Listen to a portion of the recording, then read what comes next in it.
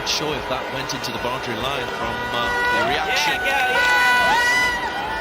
The field they indicated that not before. Umpires will check and confirm.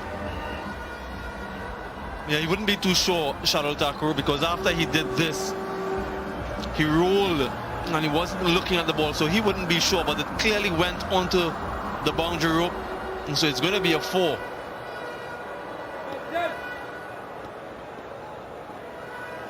And you can appreciate the fact that he himself wasn't too sure, Shai Hope.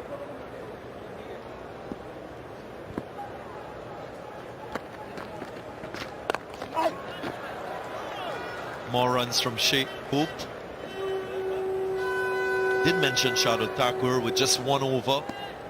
It's a credit to Shikhar Dhawan.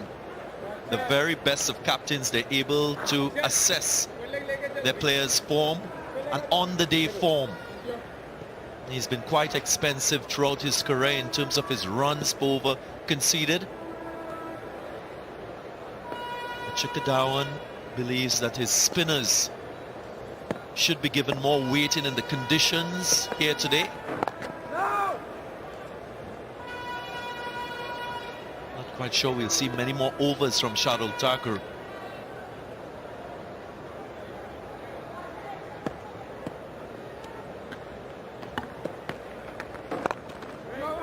And interestingly, Darren, they have a fast bowler on debut, Avesh Khan, who himself has been quite expensive. 5 overs, none for 45.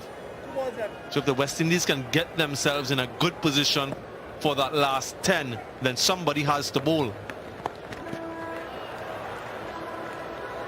Quite nifty from Pooran, who is skillful with his quick hands.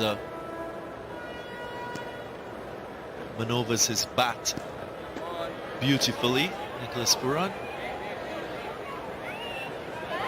He might have a similar skill, showing it with the flag.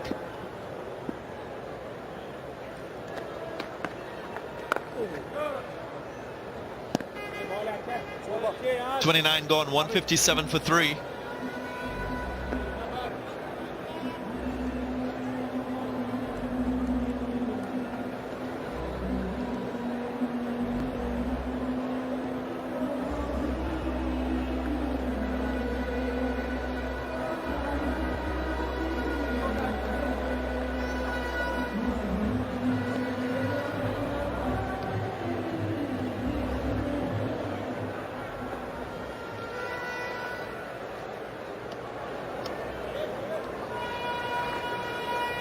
Projected scores all in theory.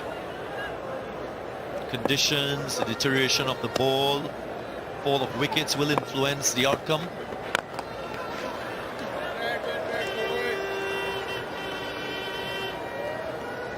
And we saw a similar trend in that first game, didn't we? That deceleration after a brisk start. You mentioned in that last over that assessment on the day in West Indies, and the captain and vice captain out in the middle will be thinking about what is a good score, thinking about the bowlers to come and who they can target or who they should target. And Shai Hope very well set, 91 deliveries, 71 he's got.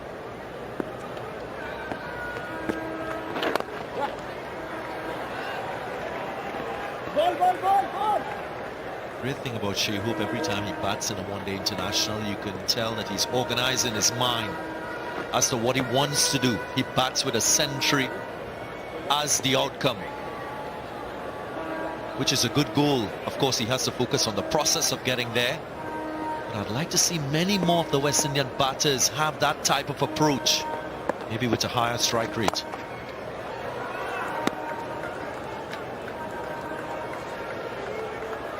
Pooran, for one, is quite capable of doing so. I mean, he bats quite low in this West Indian order. But maybe if Shimron Hetmyer gets back into this West Indies 11 in ODIs, might give Pooran an opportunity to focus more on constructing an innings that will produce more centuries in one-day international cricket.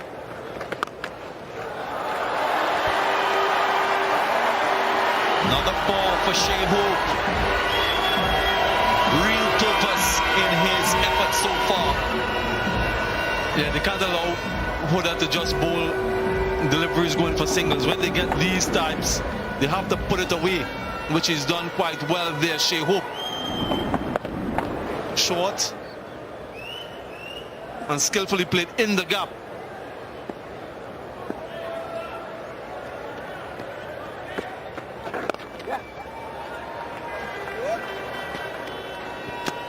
Yeah, they've scored off every single delivery in this over. And such an important part of constructing a partnership, the rotation of strike. I did mention Nicholas Pooran and his focus being,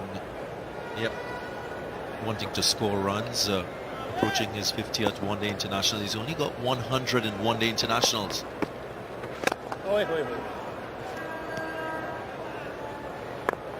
So he has to improve that conversion. It's about 9 half centuries. 30 overs gone, 165 for 3.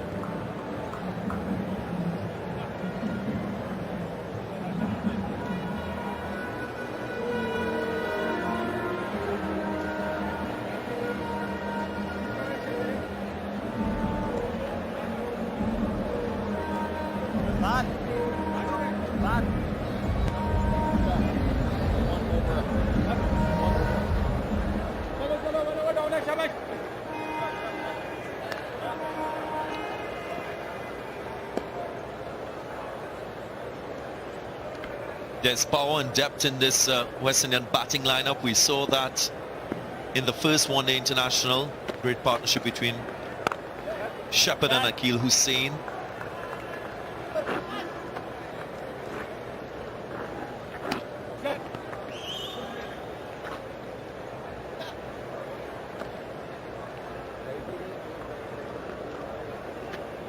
And how they use this right hand, left hand at the crease is also very important for the West Indies. Nicholas Pooran taking on more of Aksa Patel, Shai Hope taking on more of Deepak Huda. And making sure that there is benefit of having that partnership out there. You make a great point, Samuel Baji. Both myself and Darren Sami reflected on that first one-day international and felt that Akil Hussain should have come ahead of Rovman Paul to maintain that left-hand, right-hand combination.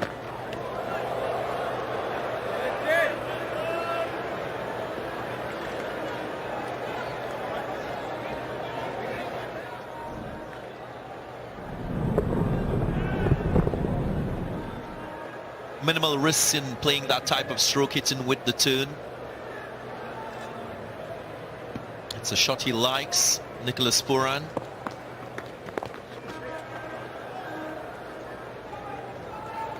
I mentioned in that first ODI, Darren, that I came down to look at these two teams practice, and one of the things that they were talking about quite a lot, the West Indian batsman, was using the depth of the crease, playing the spinners as deep as possible. Both players padded up, good sign. Both Rovman Paul and Akil Hussain still to come.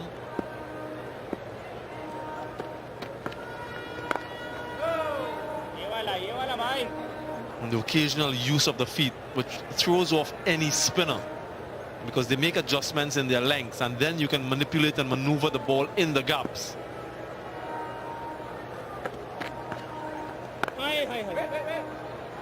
Excellent fielding, prevents the run. Just 2 runs from that over, 167 for 3.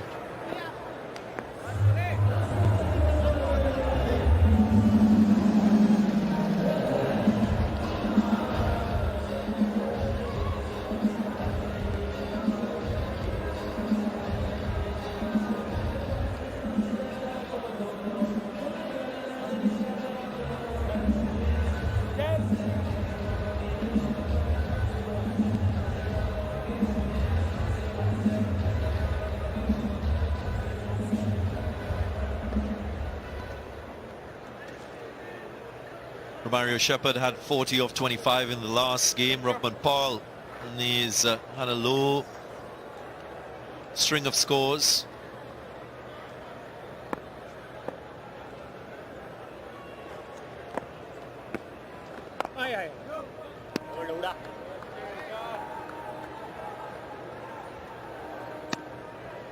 This spell from Deepak Hooda, it's interesting. Is in his 9th over, 1 for 34.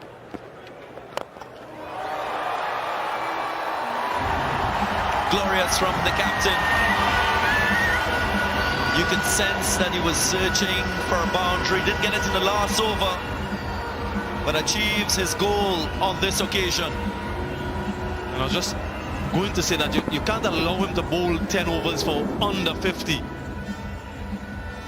He's gone up to 40 now in his 9th, so somebody has to take him on a little bit more.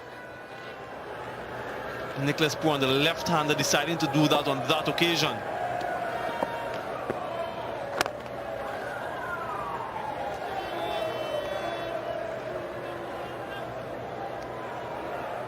Again, not being overawed with the ball theoretically spinning away from him as a left-hander.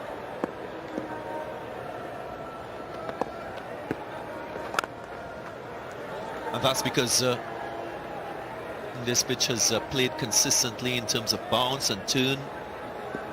There's no exaggerated turn per se. Also familiar with the conditions here. This is his home club, Queen's Park Cricket Club. Batted in these conditions on countless occasions, Nicholas Pooran.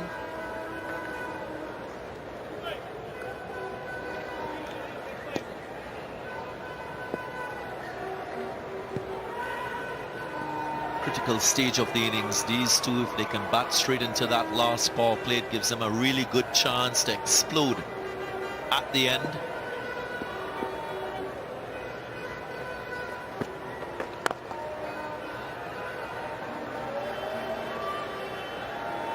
A 6 and a couple of singles, 8 runs off the over, 175 for 3.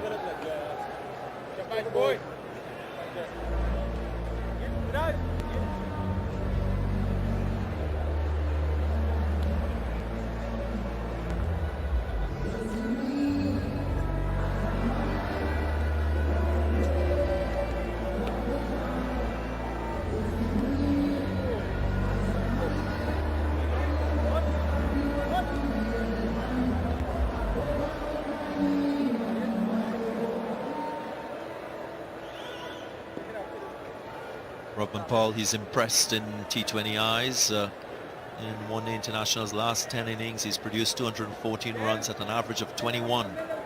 Surely he'll want to build upon that. Last 6 innings, an average of 11. Only 66 runs for Robin Paul, so he's due.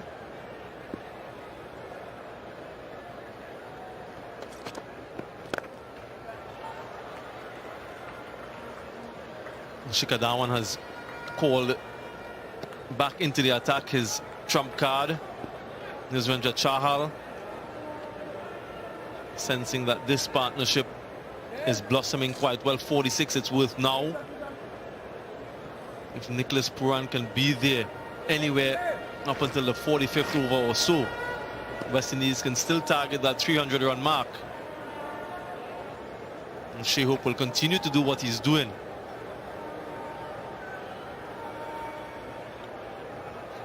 He himself will be looking to bat the entirety of the 50.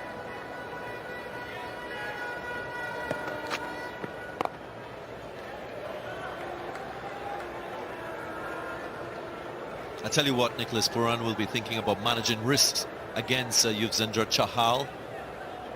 Won't want him to come on and straight away get a wicket, break this partnership.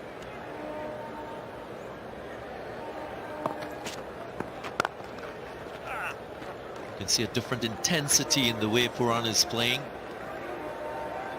recognizing the great threat that Chahal presents at this stage of the innings, and every time his captain gives him the ball. Yep, it's about reading the game, isn't it? Understanding that this is the reason why he's been reintroduced, Yuzvendra Chahal, to get one of these two to break the partnership, and you counteract that as a batting unit by playing high percentage shots, just trying to rotate the strike. It doesn't matter if you only get 3 or 4 runs and over off Chahal. Just don't give him any wickets, particularly now, and then maybe target from the other end.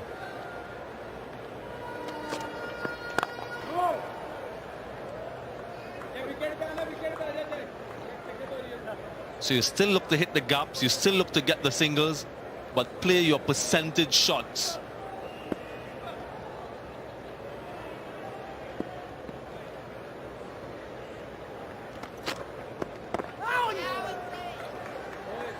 Just the right amount of bat for Shai Hope to negate the appeal. 33 gone, 177 for 3. And we will have a Blue Waters drinks break.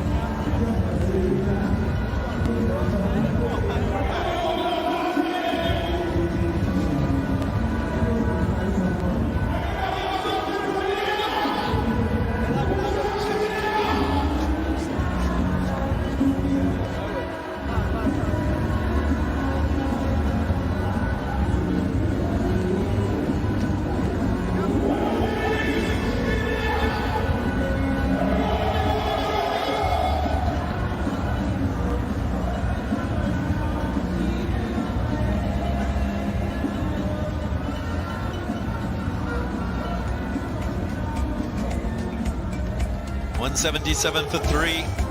This is how the innings have unfolded so far. Shai Hope playing in his 100th one-day international. He's shining brightly. 80 so far from 101, still there, eyeing up a 13th one-day international century. Nicholas Pooran, his captain, will provide that control to the innings, and there's depth in this West Indies batting lineup. This is the first wicket to fall. Kalmia's a soft dismissal, simple catch, return catch to Deepak Hooda after he was very well set and gleefully accepted. And then Aksa Patel produced a really good one to get rid of Shamar Brooks, another very well set batsman. Just seemed to have held a touch on the surface, and a good sharp catch by the captain Shikhar Dhawan. And Yuzvendra Chahal, very uncharacteristic shot from Brandon King. Not yet set, not yet understanding what the pitch has to offer, and played that type of stroke. He'll be very disappointed with that. And another catch in slip for Shikhar Dhawan, and another wicket for Yuzvendra Chahal. Bowling wise, Avesh Khan on debut was quite expensive. His 5 overs going for 45. He was too full, way too short on occasions. Shardul Thakur also expensive in his solitary over. It's the spinners alongside Mohammad Siraj that really held their own and kept India in this second contest. Wicket apiece for all the spinners.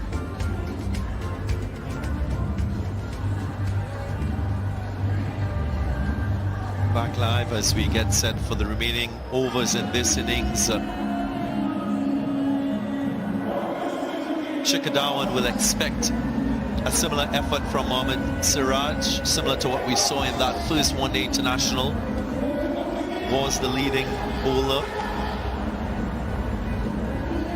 in terms of the seamers for India.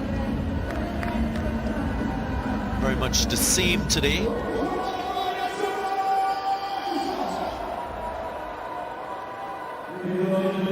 Very hot conditions here in Port of Spain, Trinidad at the Queen's Park Oval. A good crowd in. Haven't experienced this type of ambience in recent times, of course, during the pandemic. Cricket was played spectatorless at the grounds.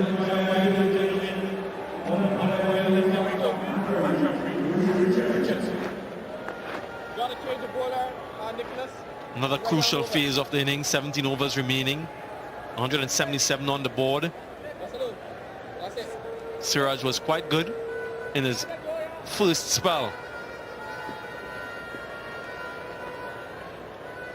And of course, Nicholas Pooran and Shai Hope will have small targets at the back of their minds.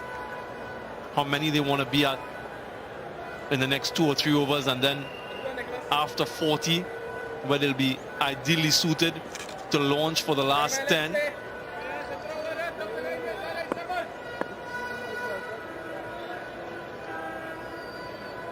Slight delay as there's a change in gloves for Shai Hope here. It should have been done during the break, a little bit belatedly from Shai and Kimo Paul. But after that 40th over mark, if they can have these 7 wickets remaining with these 2 at the crease, then there can be a bit of an explosion. Hopefully not an implosion, if you're a West Indian fan.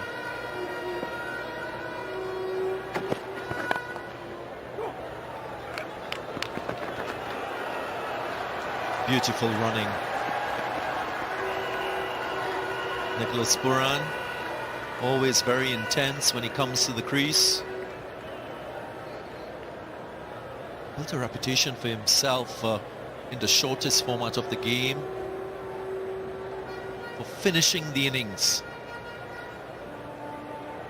Thinks of himself as a match winner, someone who can assess the situation and play accordingly.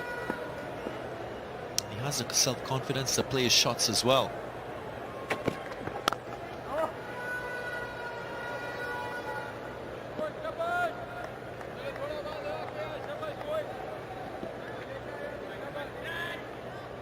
Still very much learning the balance between his role as a batsman and that as a captain.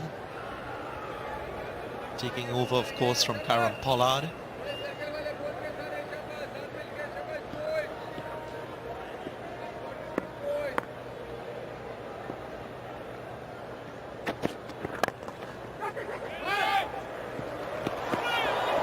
Another very good single. Plays the game in the right spirit, Nicholas Pooran. Just 26 years of age and came through a lot of trials and tribulations before he was able to realize his true potential as a player.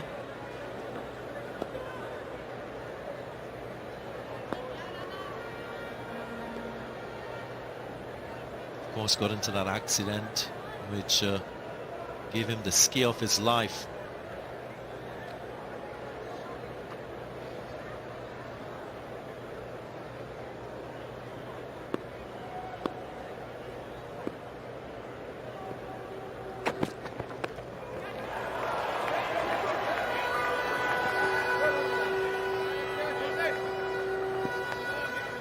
Again, the use of the short delivery to Shai Hope, despite him being well set on 80.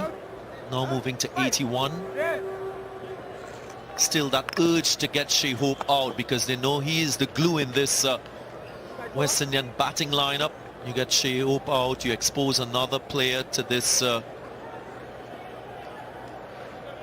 pitch and conditions, and really get into this West Indian batting lineup and restrict them.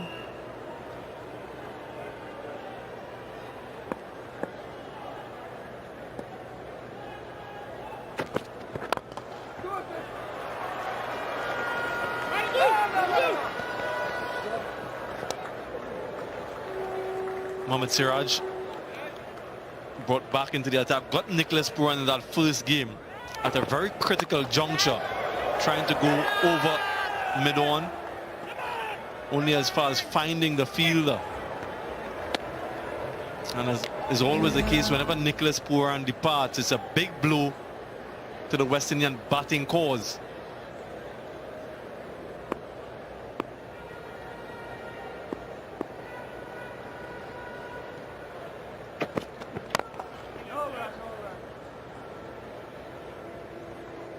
Overboard. 34 overs gone, 182 for 3.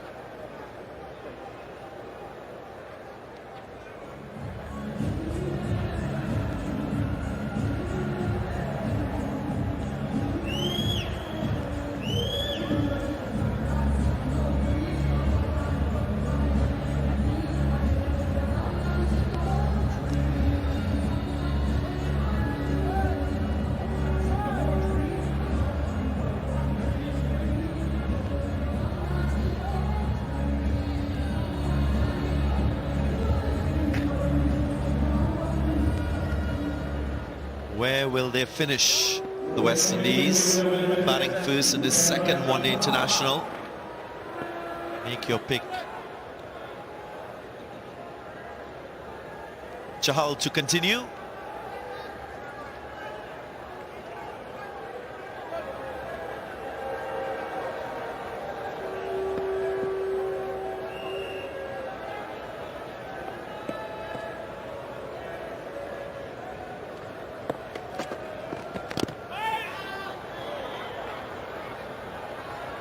Might have been a bit of bat on that one. No wide signal. Attempting the fine sweep, Nicholas Pooran. Let's have a look. In the glove and out of the wicketkeeper's glove. Pooran goes high and goes long. Nice looking stroke down the ground. Shows the power of the man, not really to the pitch of that delivery. Chahal pulled his length back, but still manages to get enough of it. Went straight, which is always a good option. 77-meter hit. And that's the fourth six of the innings for the West Indies. Critical phase. This is a critical phase in the game.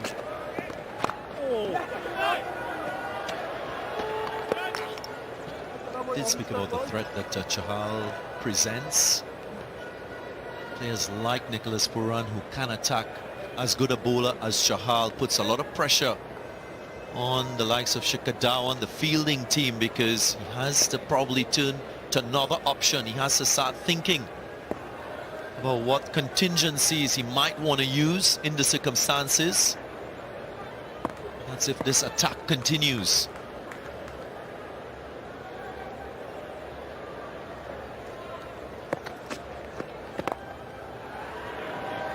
We saw the average spin in terms of degrees from the Indian spinners so far. Chahal way ahead of the rest.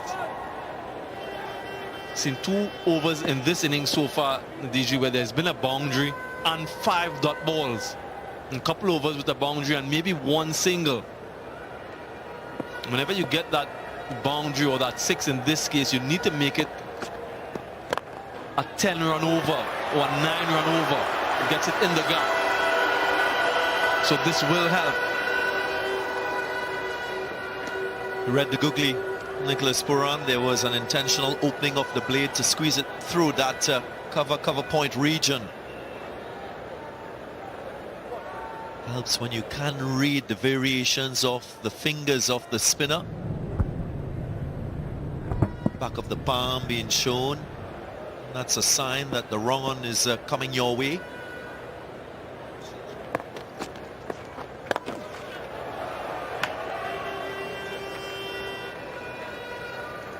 Nine runs from the over. Good one for the West Indies.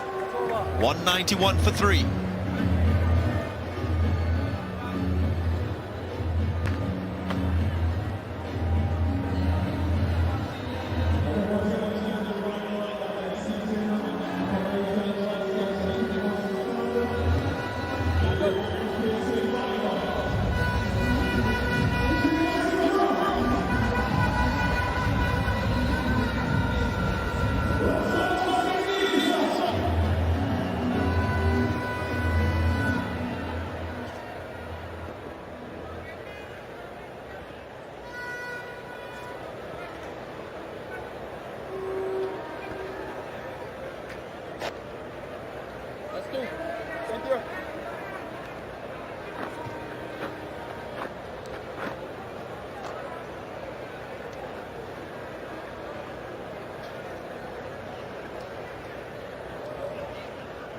West Indian dressing room will know there's still work for Pooran to do.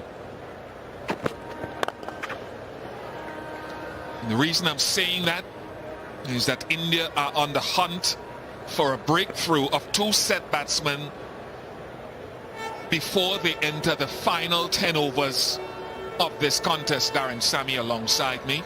So that's what India are hunting for, and why Pooran and Shai Hope, but Pooran in particular because of his power, has to be thinking last 10.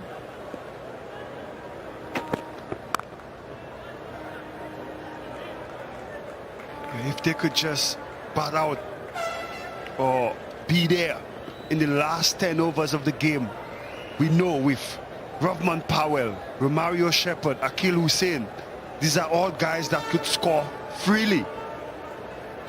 And West Indies would back themselves with wickets in hand to go at least 8, 7, 8, 9 runs and over in the last 10.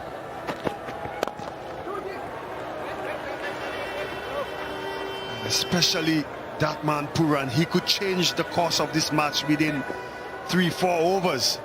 The power he possessed and the ease at which he could clear the boundaries. This next block of 5 overs will be very crucial to West Indies getting that mammoth total of at least 290 plus. Shikhar Dhawan very aware of that, and Siraj understands it as well.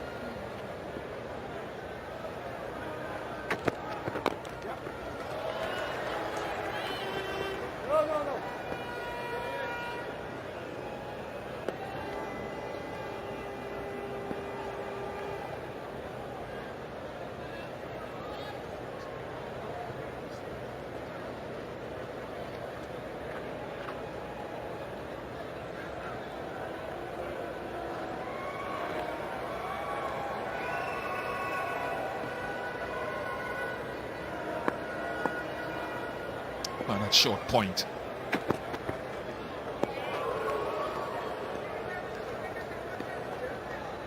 And Siraj, as he did in his second spell in the first game, operating on that wide line to the left-hander.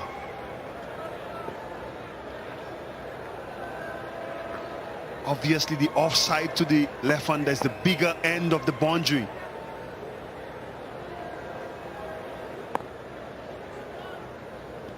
Pooran has to be careful.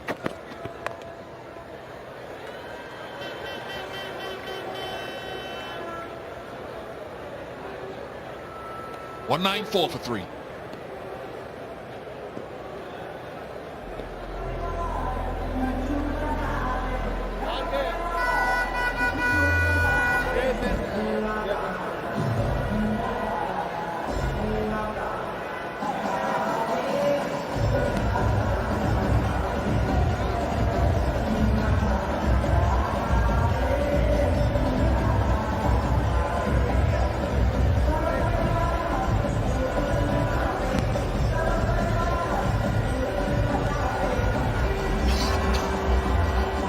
Rovman Powell, Romario Shepherd, Akil Hussain, not necessarily in that order. Followed by Joseph. Hayden Walsh, who's in for the left-arm spinner today because Gudakesh Moti fractured his finger in trying to take a catch in the first game.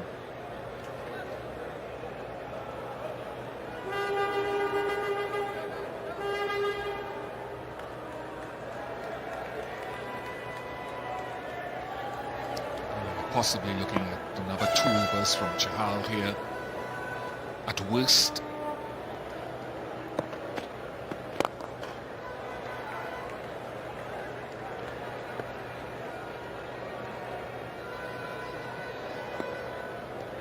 I think Shikhar Dhawan would really love to hold Chahal back for a couple overs in the last 10 where another fielder can go outside the inner circle.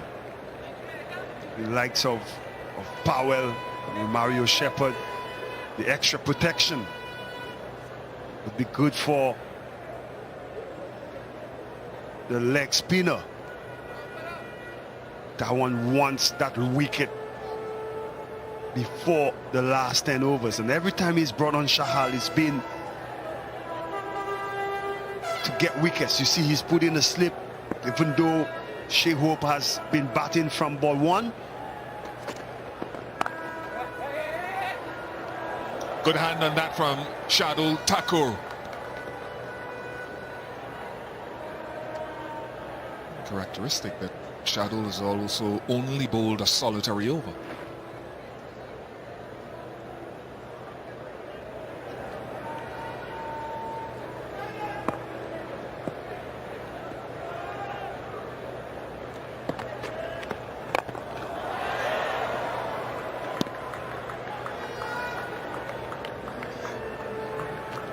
That's a shot born out of familiarity with each other, but also those numbers that we talked about. Pooran to leg spin, he averages 70 against leg spin, 23 against left arm orthodox. It's not that leg spin cannot get him out, and not that it hasn't.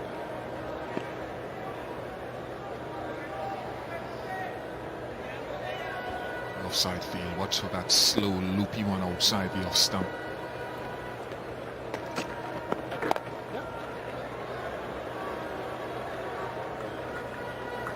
That's good cricket from Shai,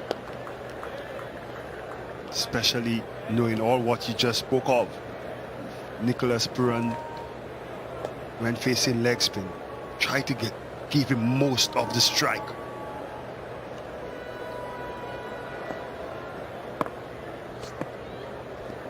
Don't get sucked in, that's the only thing.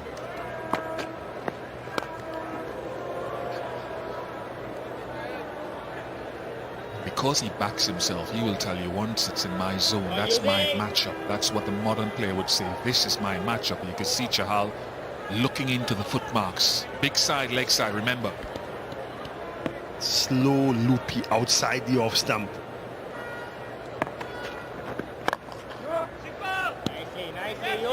198 for 3.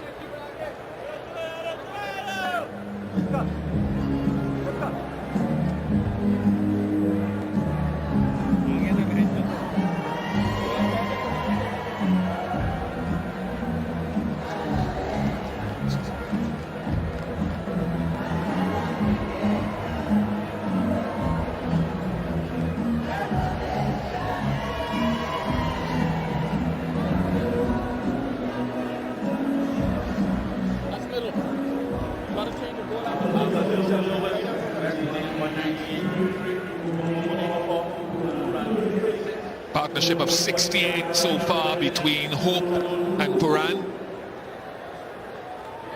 Captain and vice captain, and here comes that man Shardul Thakur.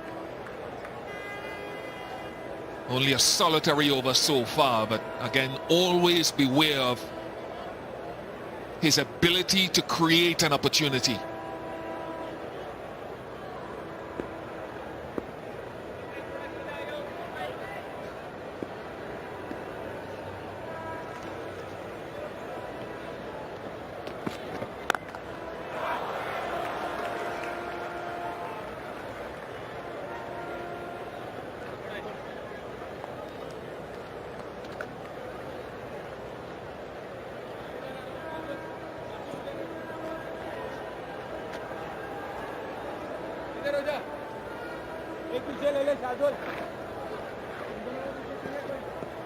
Four fielders outside the circle at this point. Pressure would be on Shardul to keep Nicholas Pooran.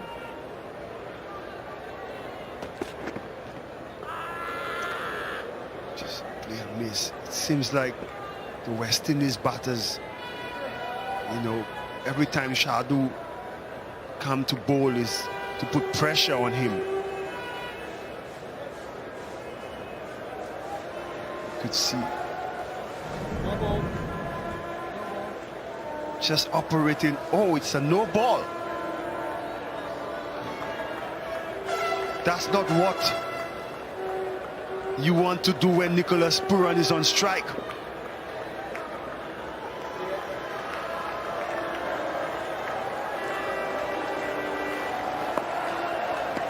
One shadow will go full and wide, or try to go full and wide of off stump. Goes short, surprising. Good. Gets away with the dot.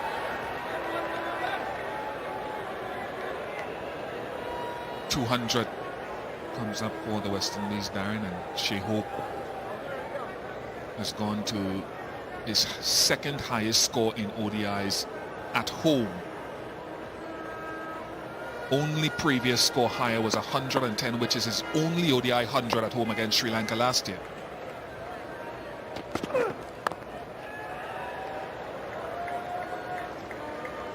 The statsman again. I would have thought he would have played just as well as home as overseas. I wonder what contributes to that.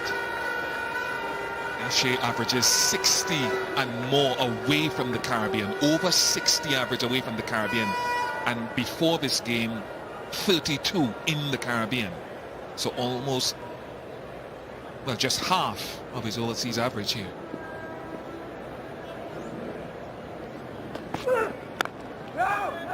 In addition to that, 12 ODI hundreds, 11 overseas, only 1 in the Caribbean.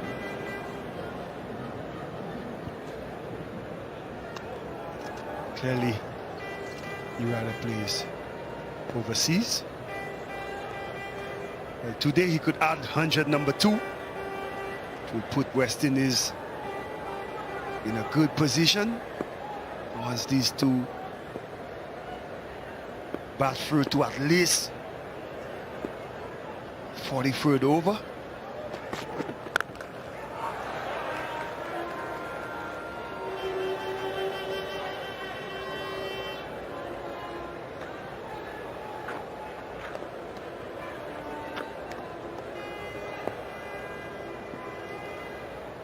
Pooran having get that start just like Shema Brooks and Kyle Mayers. It's important that he capitalize on that start. Shai Hope has gotten himself to 86. If Pooran bats out the remainder of these overs, you will see a big 100 from him.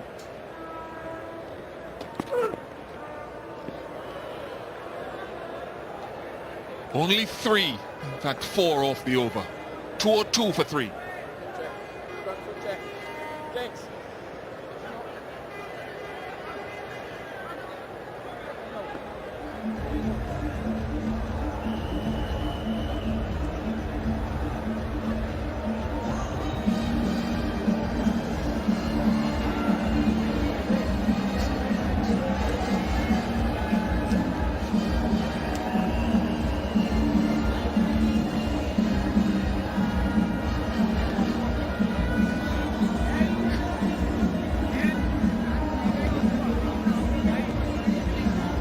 Shai Hope on 86, Nicholas Pooran 37, 202 for 3. And every West Indian should now shudder because our production crew are instigating something which I don't want to comment on. Don't do it, Bish. Just allow the viewers to see it on the screen and do not say anything. That's my advice to you.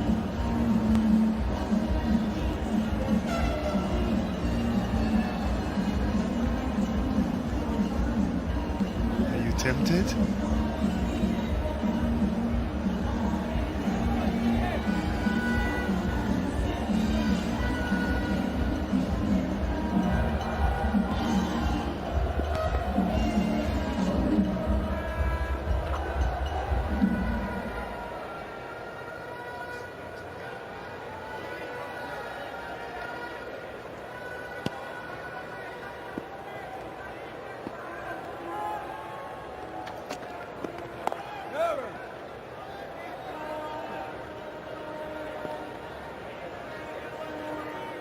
Might be a case, if nothing happens, that they could pull Chahal out for a little bit after this over, if nothing happens.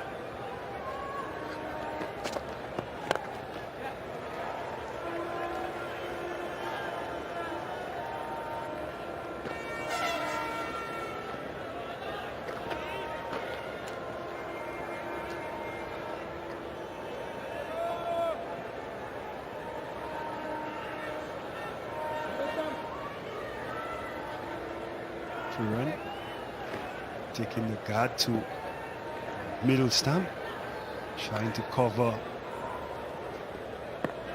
that outside the off-stump line. Charles is looking to use. Clears the big side of the ground. Oftentimes he sees this as his matchup and acquits himself well on this occasion.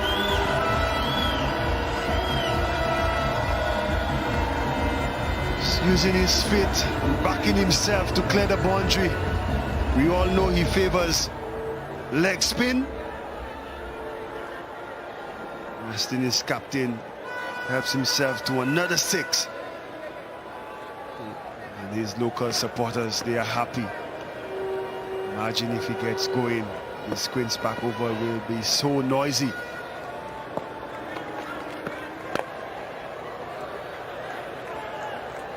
Charles is a cunning bowler, very experienced. He will keep finding ways to deceive Pooran.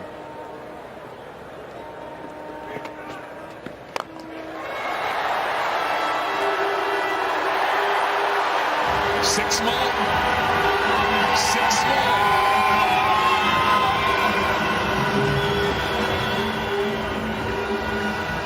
Charles would have thought he deceived him in the flight. Pooran fetching that one from wide outside the off stump.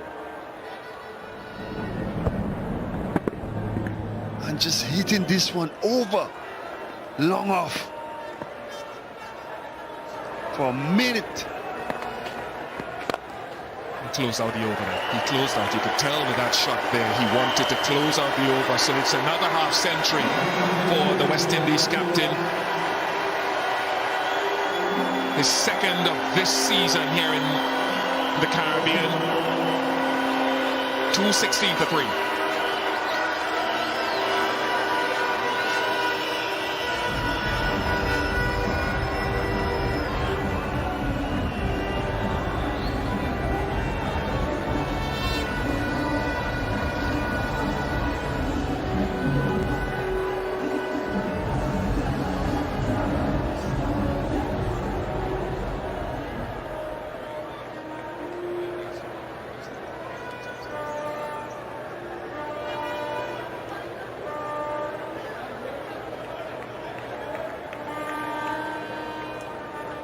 Nicholas Pooran got that half century against Bangladesh in the 3rd one-day international.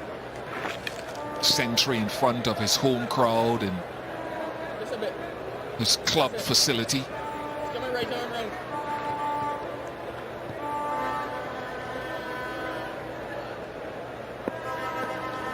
Over number 40.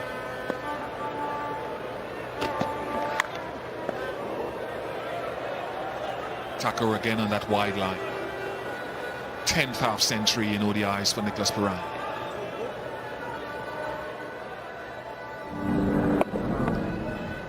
And it seems to be the basic plan for the Indian seamers against the left-handers. Got that strike rate of Nicholas Pooran. If he stays, we in for a wonderful trade.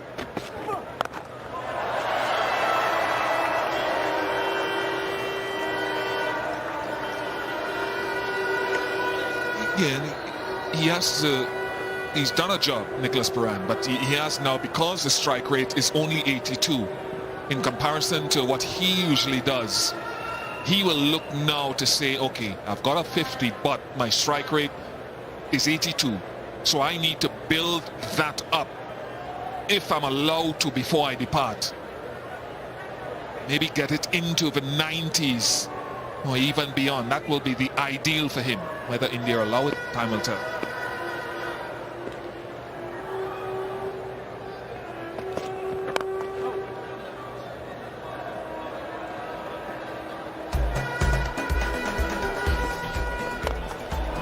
This is what Nicholas Pooran has done.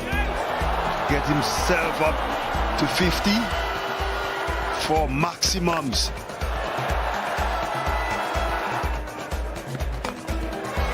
this one, brought up his 50. West Indies captain doing the job.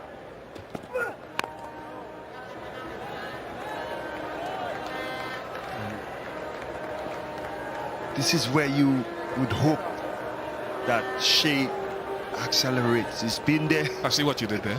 I see what you did there. As he's been there from ball one, as the best measure of the wicket. And that's where the likes of Nicholas Pooran and the Johnny Bestos and all these other players, the ability to carry on and up the tempo of the batting. But at the moment, he has Nicholas Pooran at the other end, which he knows could propel the run rate. So maybe he's just looking to operate in singles. But at one point in time, in order for the team to maximize that start they have, he also needs to show that intent to try and get the boundaries as well.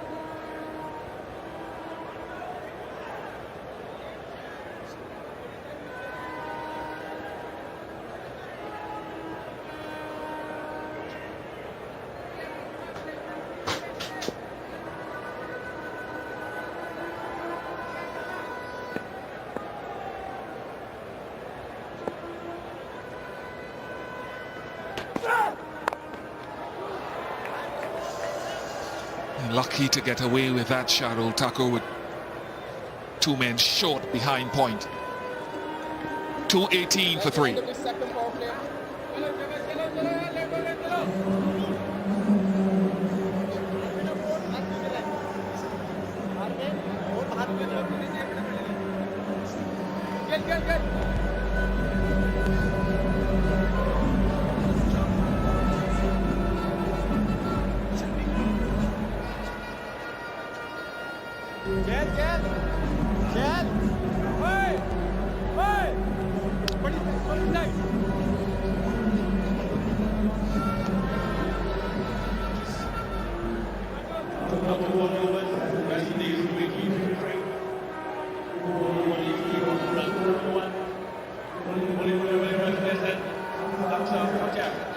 So if we take our viewers back to maybe about an hour ago, Darren, we talked about getting to around that 220 mark with 10 overs to go. So the game now, the innings I should say, in balance. Akshar Patel back into the attack. Extra fielder now has gone out of that inner circle. 5 outside.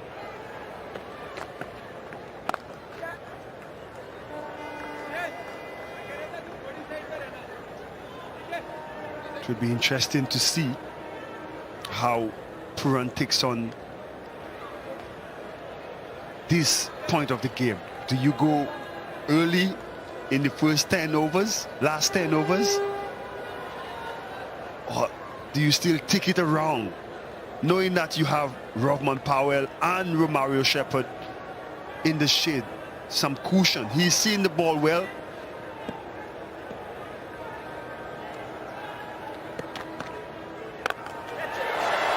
A lot of height on it. Might be distance as well. Yes, another 6. He's going early, Darren Sammy. Indeed. I know it would have been a gamble for Shikhar Dhawan. There's a difference when a left-hander is looking to get the singles and get off strike to a left-arm orthodox. When somebody of the class of Pooran decides to attack you, there's not much you could do.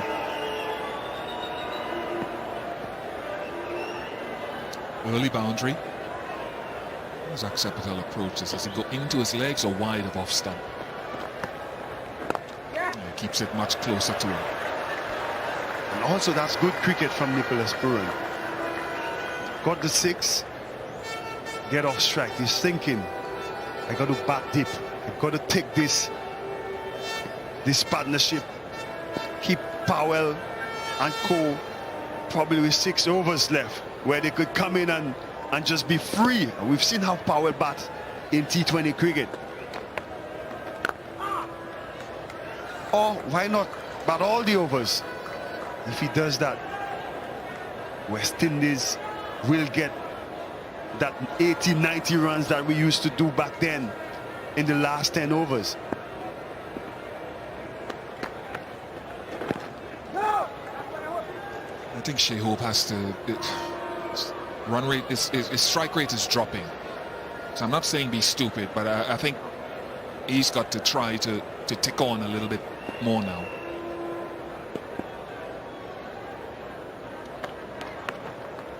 No. 2-2-6 for 3.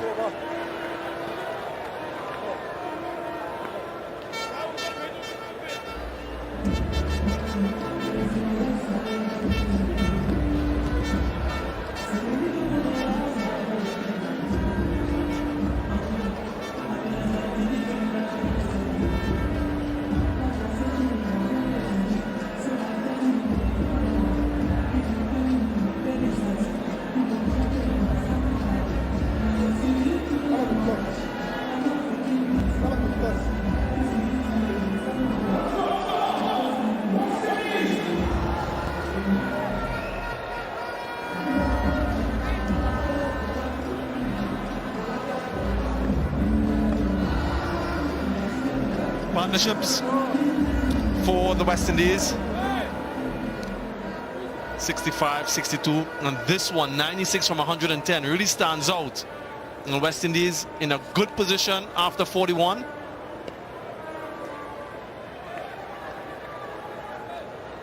Nicholas Pooran accelerating at the right time. He's very well set.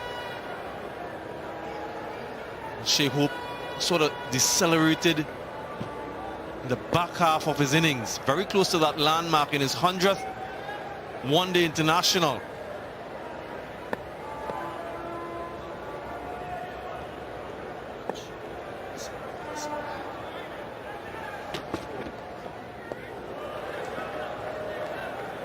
Shardul Thakur, as he's done so often, is looking to get a vital breakthrough, to get a new batsman in at this stage. With the pitch wearing, the ball softer, it's going to be difficult for someone to just walk out and smash it from ball one. Hence the importance of these two batting a little bit further.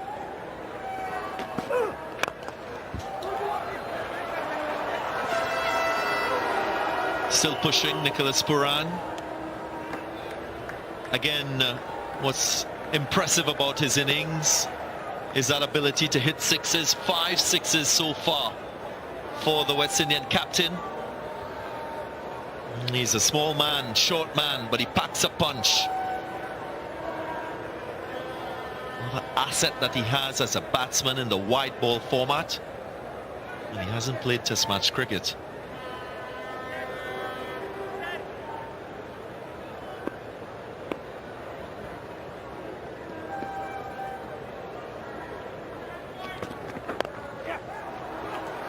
Well timed. Just a single, but good running. They converted that single into 2. A little bit of a slip from Shreyas Iyer allowed them to come back for that double.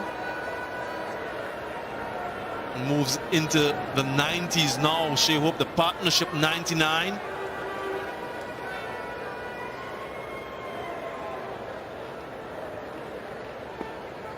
At the moment he walked out to bat this morning, you saw his demeanor. Shai Hope, very well switched on.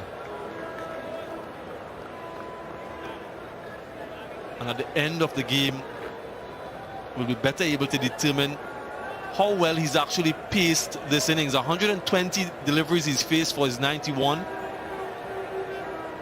We understand that he is the glue, the anchor in this batting lineup. Should he have gone a little bit earlier, or is he doing what is required?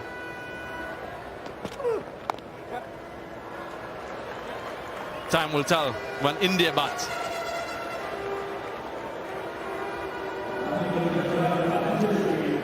100 partnership between these two, the first century run partnership in innings for the West Indies. They've taken control of this innings. Shai Hope, Nicholas Pooran. I'm sure both players would have communicated exactly what they wanted to achieve. They're at the moment doing exactly what the West Indies requires.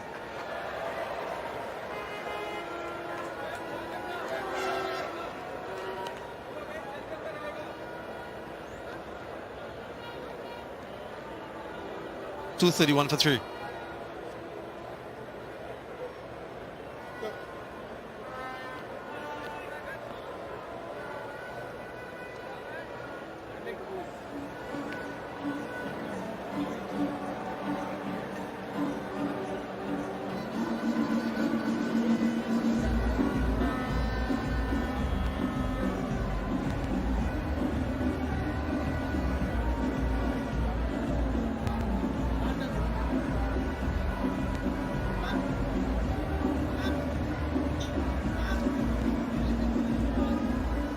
Brandon King, the only batsman not to make use of this surface.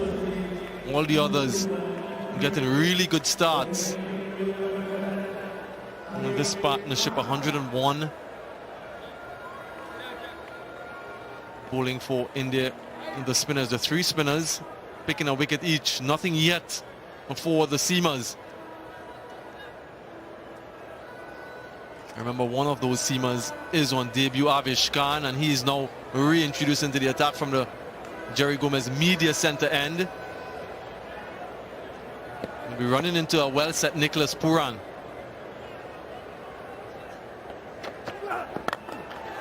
Straight down the ground, not hit as well as he would have liked. So just a single.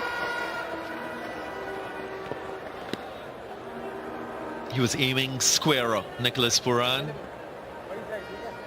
And looked like he was aiming to go back past the bowler.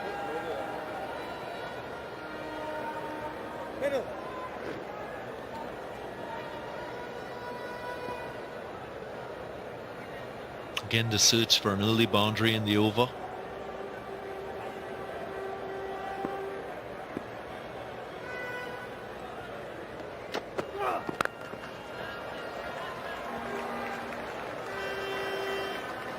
Inches closer to that milestone, Shai Hope.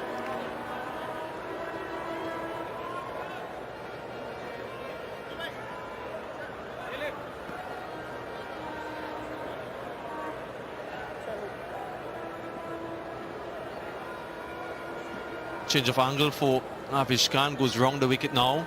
Fine leg and third man both in the inner circle. Helped. Just uses the pace of that one, Nicholas Pooran, and gets himself another 6, much to the delight of the fans. This is where he's so good. He's built a reputation for finishing an innings and doing so in quick time. The awareness as to where the fielders are. There's no deep fine leg. So he goes low and he helps the ball in that direction all the way for 6. It's a courageous shot.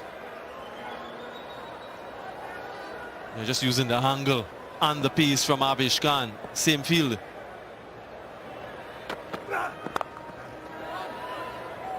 No offside this time, but finds the fielder.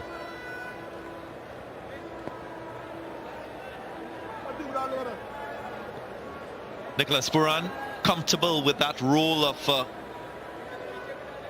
stroking boundaries at this stage of the innings, recognizing the importance of Shai Hope and him reaching that significant landmark of a century in his 100th one-day international. I'm sure it will please him as captain for Hope to achieve that feat.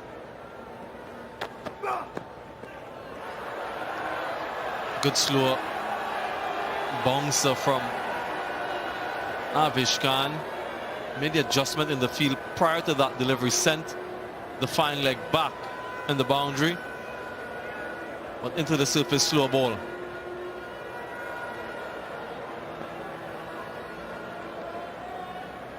Glad you mentioned that milestone, Darren, and the importance of it, but in the context of this game, I just wonder if he's taken too long to get there. 43 gone, 240 for 3.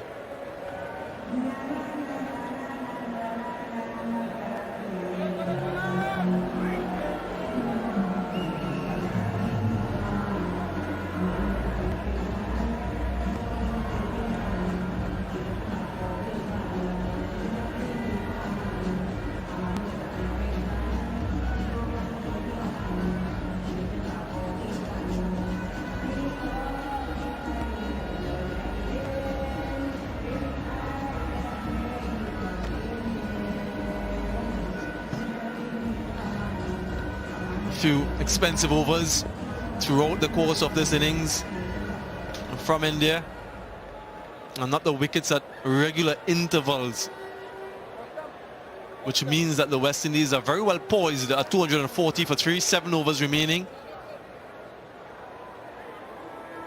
If they can get 10 runs and over, that will carry them past that 300-run mark, which I suspect might be challenging in conditions out in the Queen's Park Oval, which is slowing down quite a bit. Mario Shepherd, Rovman Powell, the 2 batsmen in next. 22 runs achieved from the first 3 overs in this last power play. The West Indies achieved 86 runs in the last 10 overs in that first one-day international. So is that a guide? Is that a benchmark?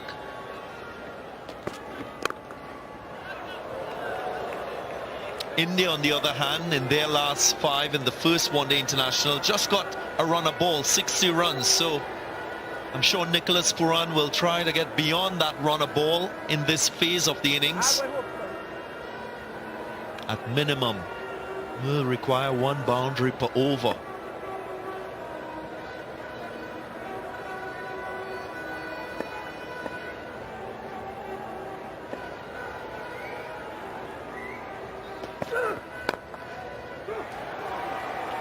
Looking for 2. Well, misfield allows them to get 2 once again. And the fact that Nicholas Pooran is out there just skewed the plans of Shikhar Dhawan a touch. Yuzvendra Chahal only bowling 8 overs so far. And once the left-handed Pooran is out there, you wouldn't expect to see him at this stage.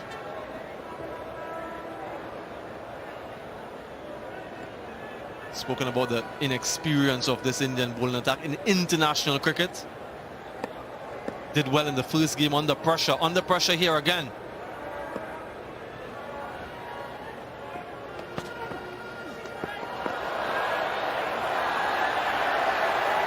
No wide signal. Delayed. And the signal comes.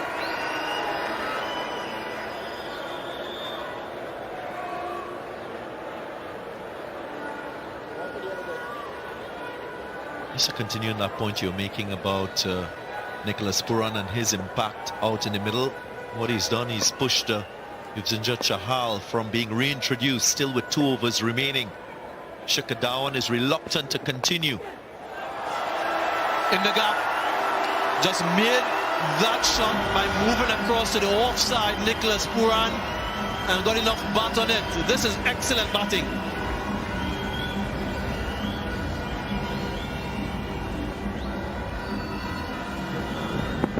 Cross-seam delivery. He can be risk tolerant at this stage of the innings. He was on the stump, but Nicholas Pooran playing across the line, taking the risk, getting a good result for him and his team. Shardul Thakur continues to be expensive in one-day international cricket. Fine leg remains in the circle, so Has to be accurate in his line. Clean him up. Bowl him around his legs. Shai Hope, and this is what he does so well. Even though he's expensive, he gets crucial wickets at crucial times, and this is a big blow. I didn't mention the wrist the last time Pooran attempted to flick the ball. Just moved a little too much offside. It didn't allow him to have that reach to get bat on ball. The thinking was right, but he wasn't able to execute. A good partnership comes to an end. One that produced 117. Pooran gone for a well-played 74. 247 for 4 now.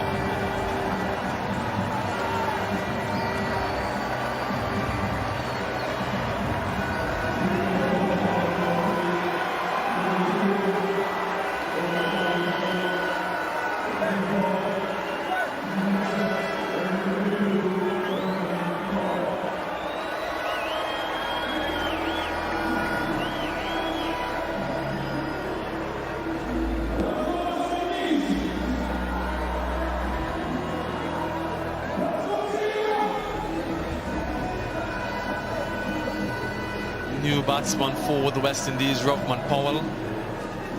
He's been struggling in one-day international cricket, but has been superb in T20 internationals and T20 in general, and this situation can be likened to one of those games. Just trying to replicate the shot from the previous delivery. Nicholas Pooran just needed some bat on it, missed it completely, but Shai Hope didn't miss. Also underscores the importance of bowling straight at this stage of the innings as a bowler.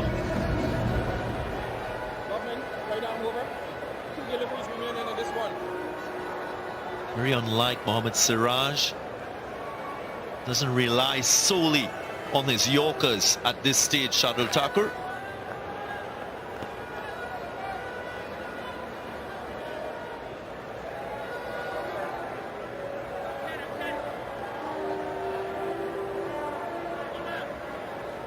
Fine leg and third on the boundary, mid-off in position. So the length has to be back. Gets off the mark immediately, Rovman Powell. And gives the strike to Shai Hope, who now has to take on that mantle of scoring and scoring quickly. And yes, he's close to that landmark, but has to look at the bigger picture and continue with this propulsion that Nicholas Pooran gave the innings. Last 19 deliveries or so, he's just produced 13 runs, thereabouts.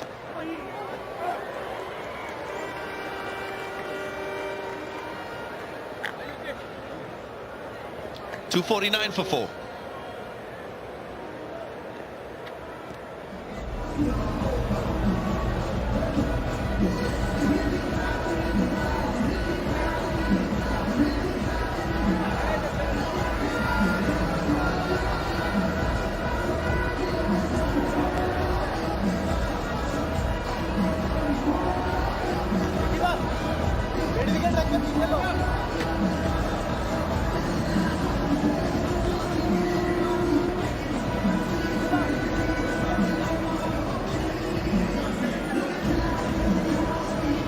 Pleasing scorecard if you're a West Indian supporter, West Indian fan.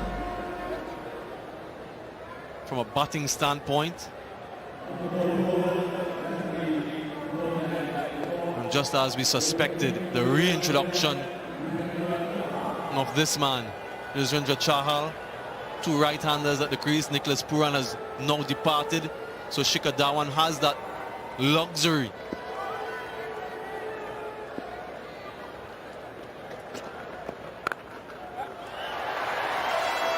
Has protection in the deep. Chahal, he's such a courageous bowler. He'll still try to flight the ball, adjust his line so that the batsman will have to reach it. Got Rovman Powell dismissed in the first ODI caught in slip. He's asking for a slip now, isn't he? think he might be. So that dismissal is fresh in his mind. It will be fresh on the mind of Rovman Powell as well. And keep talking about his attacking nature, his attacking instinct, Yuzvendra Chahal.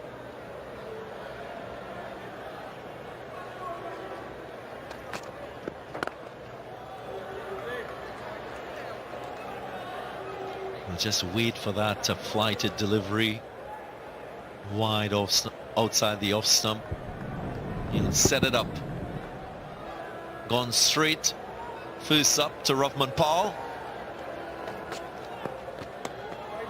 There it is. A little too wide on that occasion from Chahal.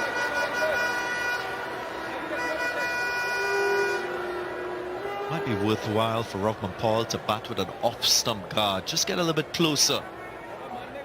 And that flighted delivery that he has.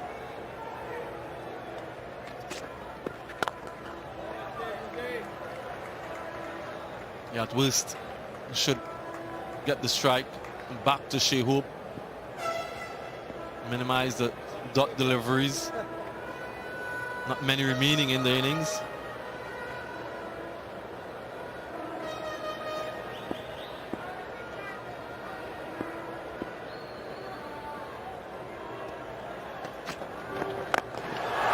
Down the ground, Shai Hope brings up a wonderful century, a historic century in his 100th one-day international, the 4th West Indian to do so. What a knock it has been from this young man. Excellent, absolutely brilliant. Excellence personified. You could sense that he was destined for greatness today, with the way he started his innings and the manner in which he played. And it's the icing on the cake for the right-hander from Barbados, who again reinforces his class in this format of the game and bringing up his 13th one-day international century. Look at that. Consecutive sixes. That's the wide delivery from Yuzvendra Chahal. Gets a lot of bat on that one.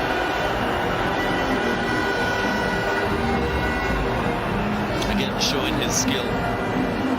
Not an easy stroke to play. To a wrist spinner of the quality of Yuzvendra Chahal. Plays it to perfection. Shai Hope. Third series in 4 that he's gotten a century. Shai Hope got one against the Netherlands in the first game. Got one against Pakistan in the first game. Uncharacteristically quiet against Bangladesh in the previous series. But you can't keep this man down for long. Tremendous record in one-day international cricket for Shai Hope. 100 matches, 13 centuries. And look at that average, above 50.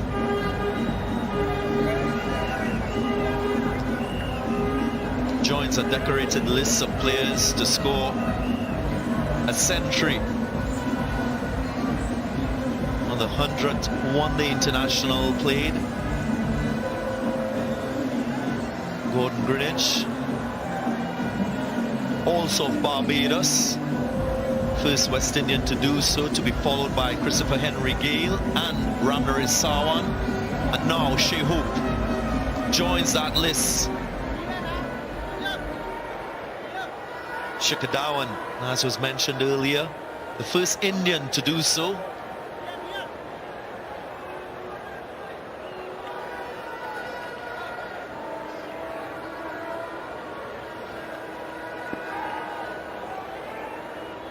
Two sixes of the last 2 balls. Anticlimactic end to the over. A dot. With 45 gone. 264 for 4.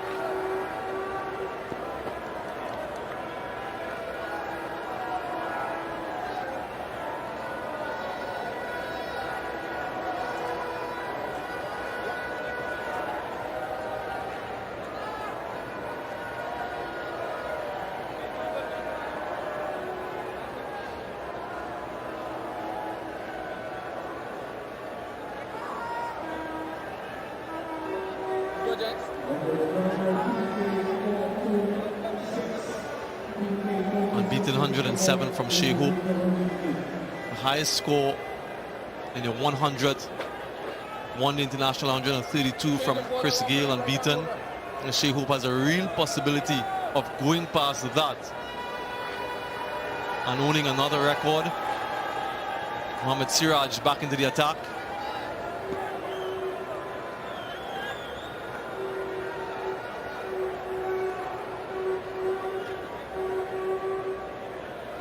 Demonstrated the ability to bowl and to nail those Yorkers in the death in game 1. Sends the third back on the boundary. Fine leg remains in the inner circle. So a cluster of boundaries going in that direction in game 1.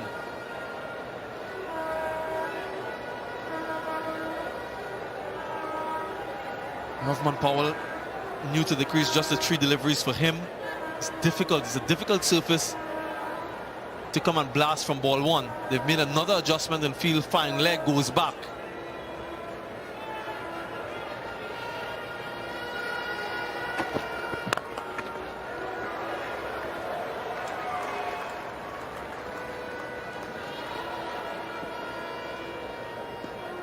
Not a bad way to get himself in. Rahman Paul just in the strike over to the well-set Shai Hope. And he's got a different gear to his batting.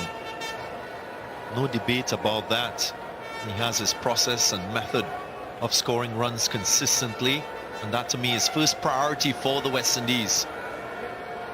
Consistency at the top of the innings. That is what he's brought. Yep. He's spoken a lot about what he can improve on. And he's been a real gem for this West Indian side in this format. There's a real possibility now of him getting that strike rate closer to 100. Shai Hope, still some 4 deliveries remaining. And if he can get a few boundaries away, then he can do just that. West Indies on the cusp of getting to 300, but they'll need to bat well in the remaining overs to get there. Maybe 315.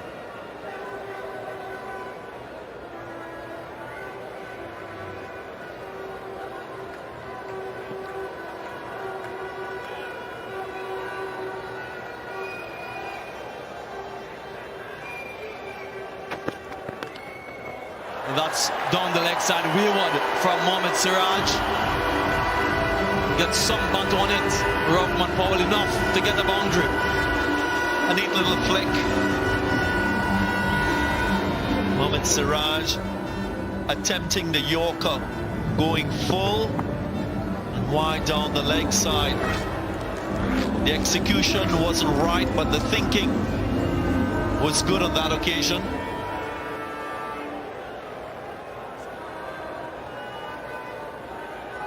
That boundary gets him on his way, Rahman Powell.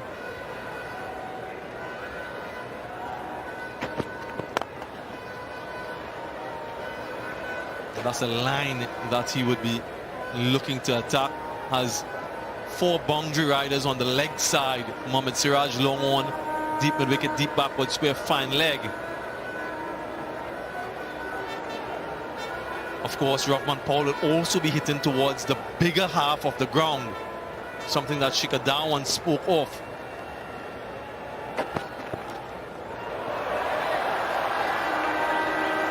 He'll come through for a bye. We'll just have to wait to see if it's wide as well. Just a bye.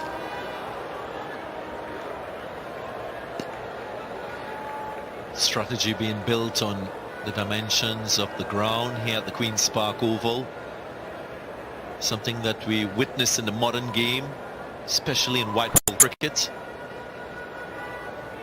Mohammad Siraj using the option of attacking Yorkers as against defensive Yorkers wide outside the off. His feel doesn't suggest that he'll go that way. Might just want to take pace off the ball when he's bowling that outside off stump line. And attacking full and straight. 272 for 4.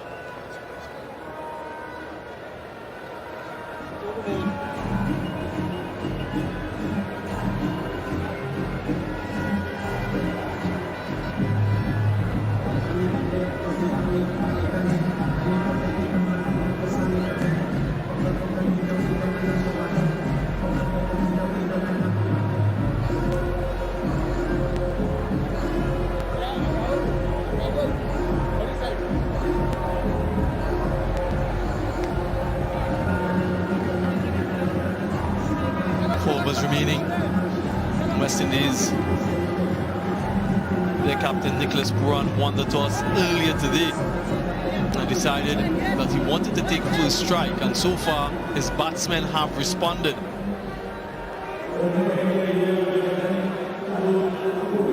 Changing ends for Shai Hope from the Jerry Gomez media center end. Has a deep backward square and long on the one side as his boundary riders. Third, very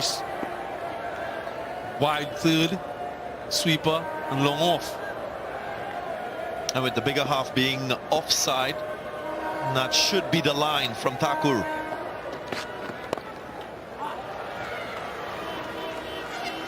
Shai Hope was aiming to go much finer than that. Opened the face of the bat deliberately. Didn't get it as fine as he would have liked. And if you wonder what a captain will be thinking at this stage, if you're fielding, it has to be about restricting boundary scoring. And that's why he's reducing the probability of conceding a boundary. Shikhar Dhawan, again, an adjustment in the field. Might want to go a little bit straighter to Rovman Powell. Deep point comes into the 30-yard circle.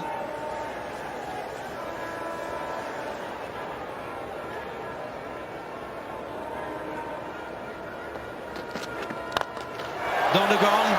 Does he get enough? Yes, he does. Rovman Powell, powerful Powell.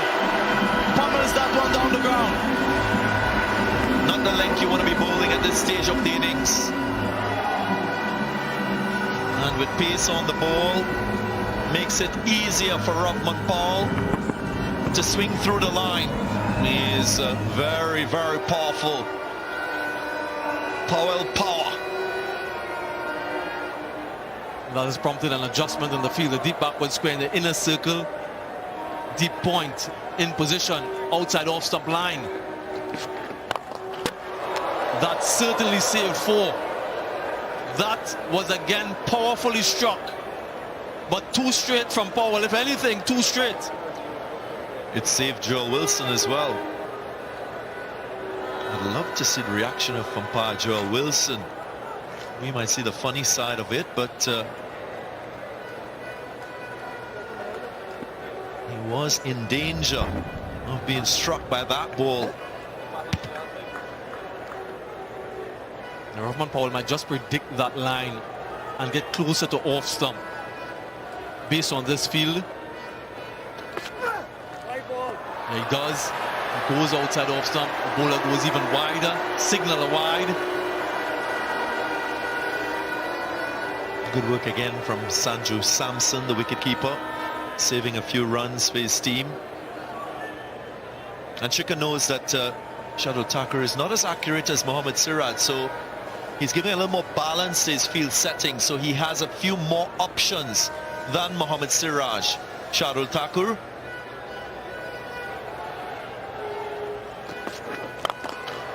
Smashed straight to the fielder, Shreyas Iyer. Didn't have to move much and completes the catch. A few meters right or left, and that would have been a flat 6 in the end. It's a wicket. It looked quite easy, but that's a difficult chance taken. Shreyas Iyer didn't look panicked. Was able to hold on. It was struck powerfully off the middle of the bat of Rovman Powell and raced into the hands of Shreyas Iyer.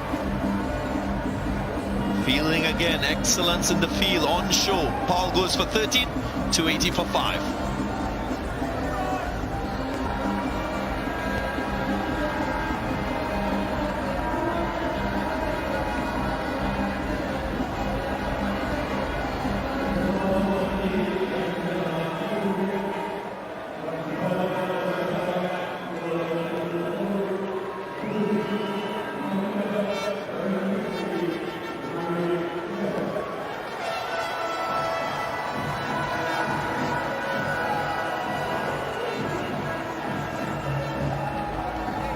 New batsman for the West Indies, Romario Shepherd, almost the hero in game 1.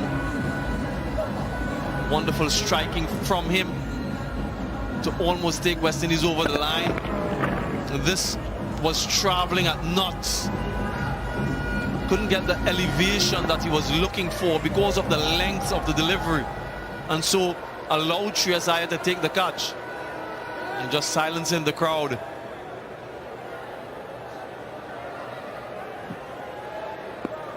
.62 already from 6.4 overs in this, the last power play.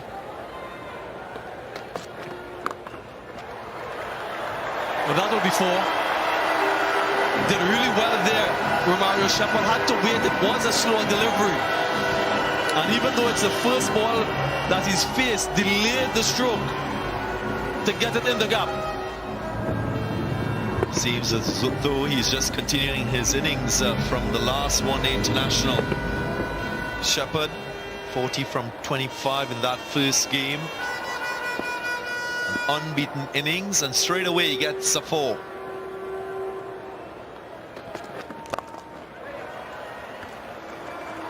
Better from Shadow. That's more of the length that he'll be looking for on a more consistent basis. 285 for 5.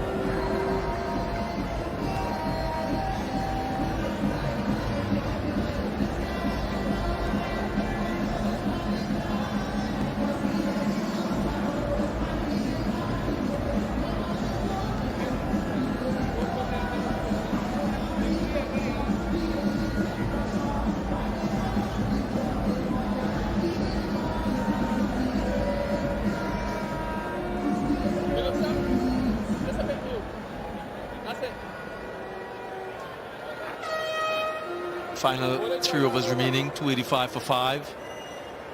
Mohammad Siraj with a couple overs remaining. Romario Shepherd, 2 deliveries he's faced so far, but back in the heat of the battle.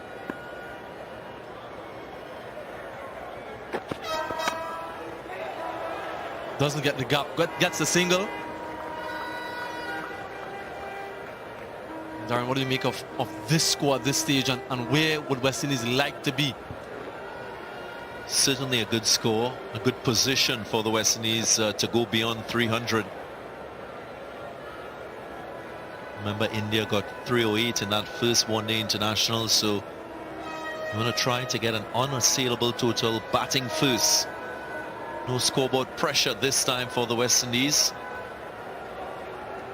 They got over 300 against Pakistan recently, and that was not enough, so that will be on their minds.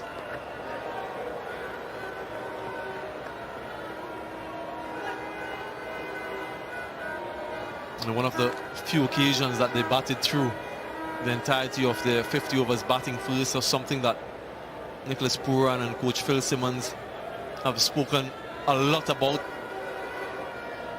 So they've checked that box, or they will check that box at the end of this 50, and then the onus will be on the bowlers to try to defend whatever total they get. Hayden Walsh Jr., remember, into the team. No Gudakesh Moti today.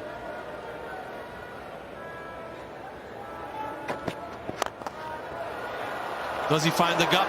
Yes, he does. Power from Shepherd, a strongly built man, and he's showing how strong he really is.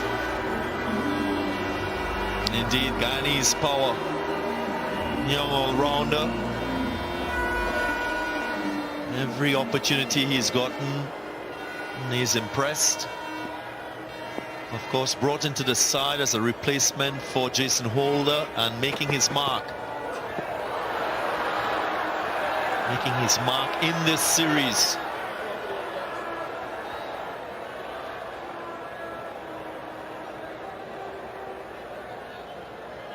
You're just questioning the height of that one, Romario Shepherd. Not deemed high enough to be called a wide.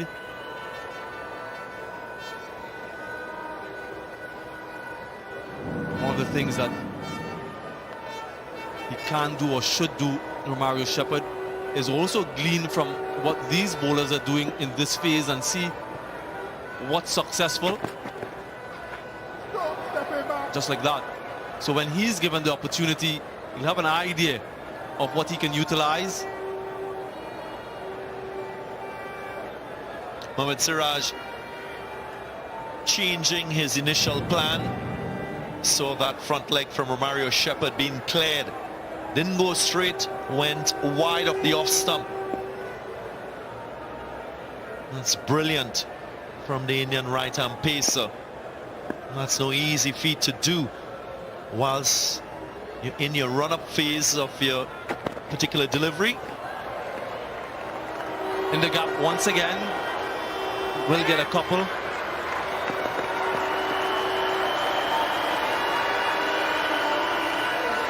.48 overs gone, 293 for 5.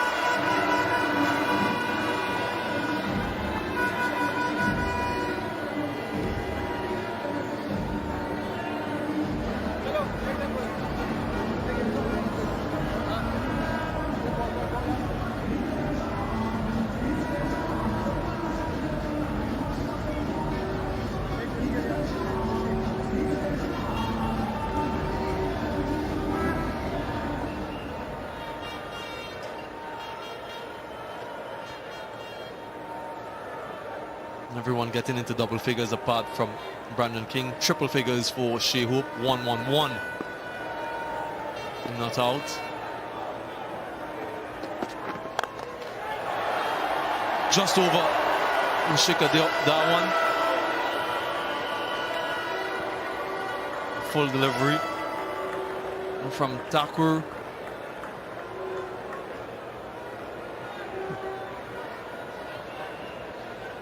Very strong through that offside. Shai Hope, just the right elevation to go past Shikhar Dhawan.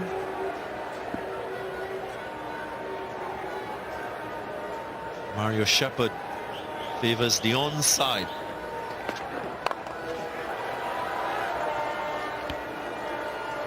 He predicted the line and was looking to go leg side.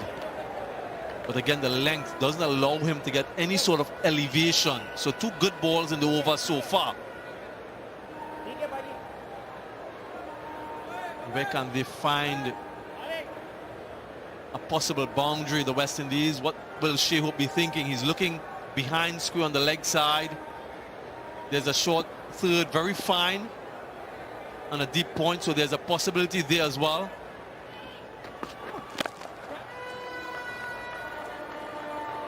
Three really good deliveries from Thakur.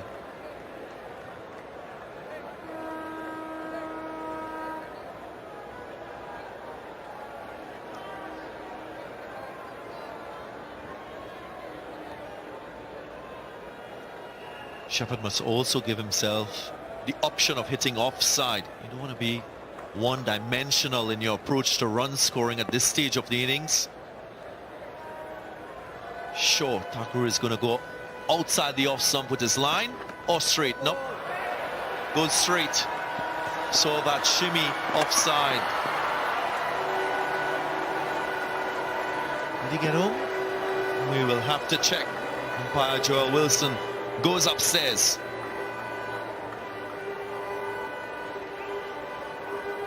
TV umpire to director. We have an umpire's review for run out at the bowler's end. Have your best side on angle, please.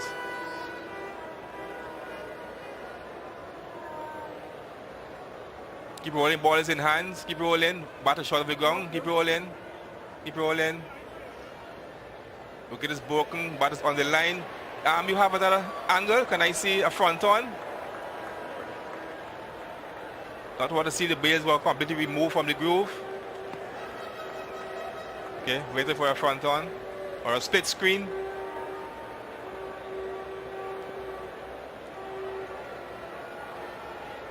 Yes, waiting. Yes, come front on. Bat is grounded. Yeah, you have a split screen so I can see the crease and the wicket at the same time. A split screen. Okay. Okay, wait on the split screen. Okay. Yeah, just keep rocking and roll that for me in the meanwhile. Bat is on the line, wicket is broken. Okay, the split screen would confirm whether the bat was grounded behind the crease when the wicket was broken. Waiting on the split screen still.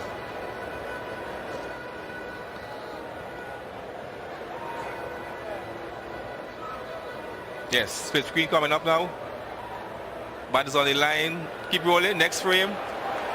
Yes, I'm satisfied. The batter has made his ground. Okay, my decision for the big screen is not out. Repeat, not out. Just await confirmation of that decision. Not out. And the wide. So that's a couple runs added to the score. 298 now, the West Indies.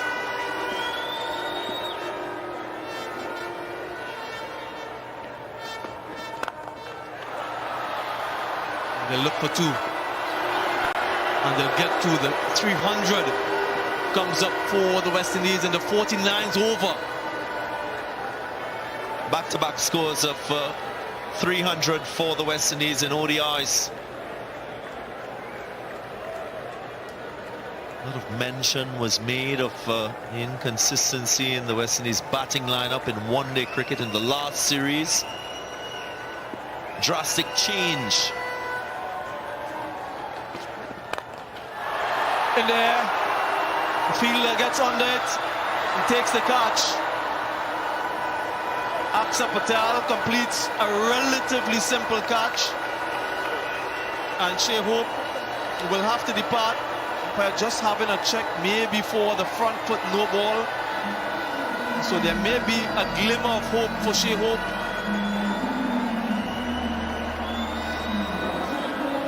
But in any event, it has been a wonderful, historic and memorable knock from the West Indian vice-captain and opening batsman, getting himself a century in his 100th one-day international.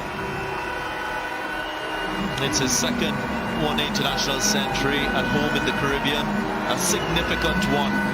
He'll remember this innings and this moment for a long time in his career.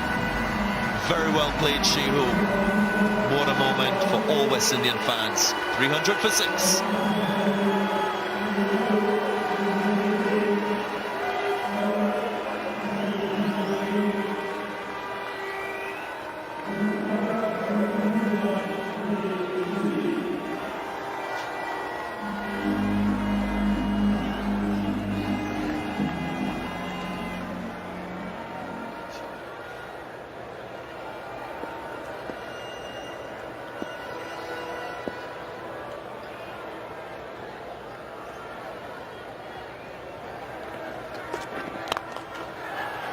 Shardul Thakur,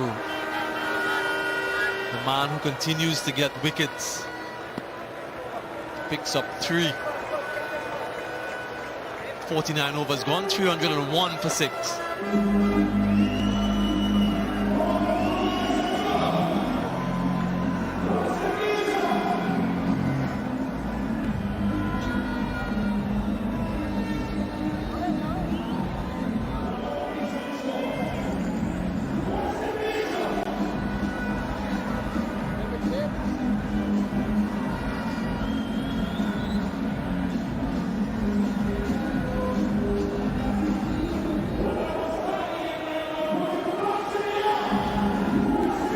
Shai Hope, highest score in ODIs in the West Indies, 115.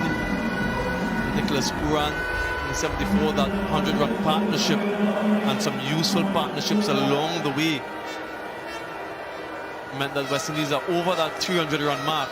So 3 successive innings at the Queen's Park Oval have all yielded over 300 runs, and it would mean that India would need to continue that trend for 4 successive over 300-run innings to win and to chase down this total. Well, India has won 12 one-day international matches here at the Queen's Park Oval.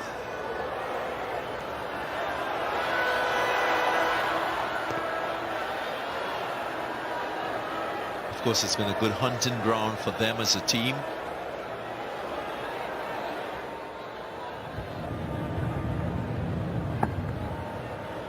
Bowling skill on show from Shardul Thakur. Slower bouncer using the surface to give himself another dot delivery. And these are quite precious at this stage of the innings. Mario Shepherd turned down that single of the first ball.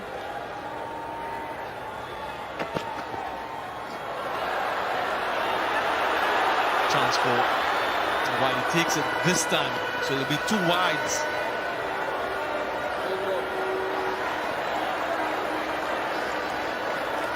Hussain will be on strike. Very familiar with the conditions here. Plays at this ground. Had a good score in the first one-day international as well, Akil Hussain.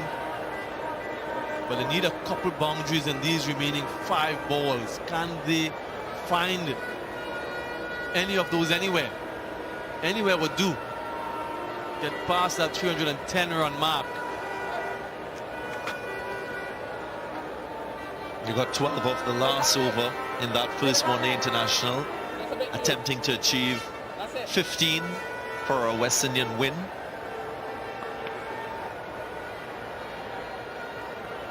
They have theoretically 5 legal deliveries to capitalize on.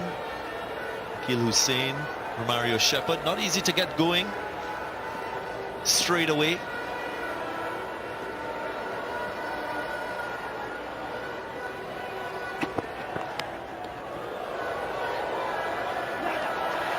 Well, they get the single, a bit untidy. Sanju Samson was anticipating that they'd run through, but they gave an awkward throw to Mohammad Siraj. Neither full nor short enough for him to collect on the first bounce. In the end, he fumbled, and it means that Romario Shepherd gets back the strike. We can all laugh about it. So a little smile from Sanju Samson. Harmless return to the bowler. Produces a single for the West Indies. Makes another stop. This one is reminiscent of that first ODI where he saved the boundary. Would have been 5 wides. This time it might not have been wide because it isn't called. But good bit of work. He's smiling.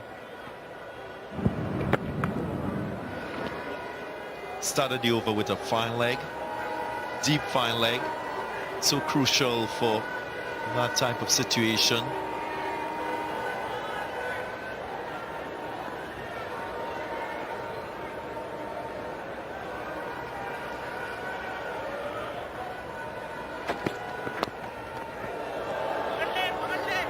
Really good delivery, really top delivery from Mohammad Siraj.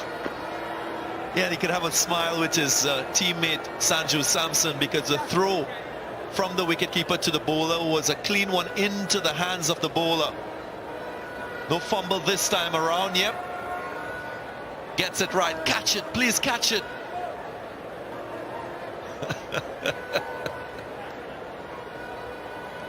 All smiles out in the middle. But take nothing away from those deliveries from Mohammad Siraj. At good pace. This one is swung away. Akil Hussain gets the 6. What a shot. A timely blow. Don't underestimate Akil Hussain. He can hit a long ball. We've seen that a few times in one-day internationals in T20 cricket. And he shows it on this occasion using the pace and his strong wrists, leg side. Yeah, the fans, the local fans, they love it. Well, it's the highest score of the series so far. West Indies getting past that 308, 311 now, one delivery remaining, final delivery in the first innings. A swing and a miss, and it didn't run through. I don't know why they didn't run through. Always run through on the final delivery. You never know what panic can set in. 311 and for 6 in the end is what the West Indies will get. It's the first time in the last 6 one-day internationals batting first that they've batted through the entirety of 50 overs. That's taken into account a full complement of 50 overs. And they'll be very pleased as a batting group with this effort. Nicholas Pooran won the toss and decided to bat first. And this is a really good scorecard. It will be a challenging total to chase down, but they'll need to bowl well.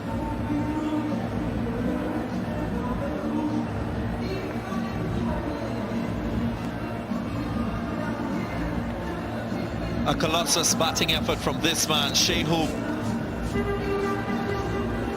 Real star for the West Indies in this first innings. 115 of 135 balls. That is what he produced.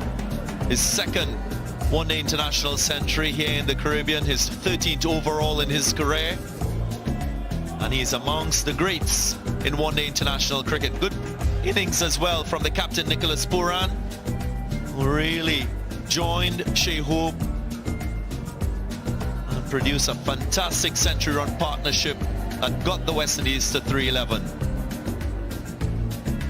The bowling for India, and 3 wickets for Shardul Thakur, as he so often does. Expensive but gets wicket. A wicket apiece for each of the 3 spinners. Avesh Khan on debut, well, a touch expensive, and he learned from this experience. Alex Jordan is pitch side with one of the stars of the moment. On the occasion of your 100th ODI, congratulations on a century. We saw the emotion from you out there. Can you describe your feelings? As you said, we're just full of emotions. I'm just pleased to be here representing West Indies. You know, as a kid, you want to come out and play for West Indies, and to get 100 games under my belt and to get 100 under the 100th game means a lot to me. I quite like the maximum for the 100s. Is there any part of the innings you like the best? Just the entire one. It was a bit tough because my back was stiffening up a bit, but yeah, just the entire thing. I'm just glad that we got to 311. I think it's a decent score on this surface, so we got some good bowling to put in. It's your 13th ODI century, only your second one at home. Is there something out of this innings that you can take forward to replicate that in your region? I think it's just time in the middle. It's been a while since I got a start like that, so it's just about capitalizing on those starts, make sure I can go big for my team. It does look like a wonderful service. You said you thought 311 was a good score. Is it enough, Shai Hope? I think so. I don't think that is as good as we think it is. Some balls are keeping a bit low. The spinners will get us some purchase, so I think if you bowl well, they're going to be, I think it's going to be a decent score. Congratulations on a great knock today. Thank you very much. Well, that knock from Shai Hope giving a target to this India team in the second half of the one-day international. They will require 312 if they are to win this second one-day.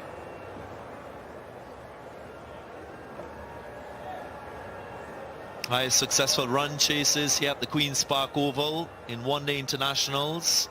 272, the highest. It will be a new record if Shikhar Dhawan and his men are to get these. Should provide us with great entertainment. We've enjoyed it so far. I'm going to take a short break and we'll come back with more action for you.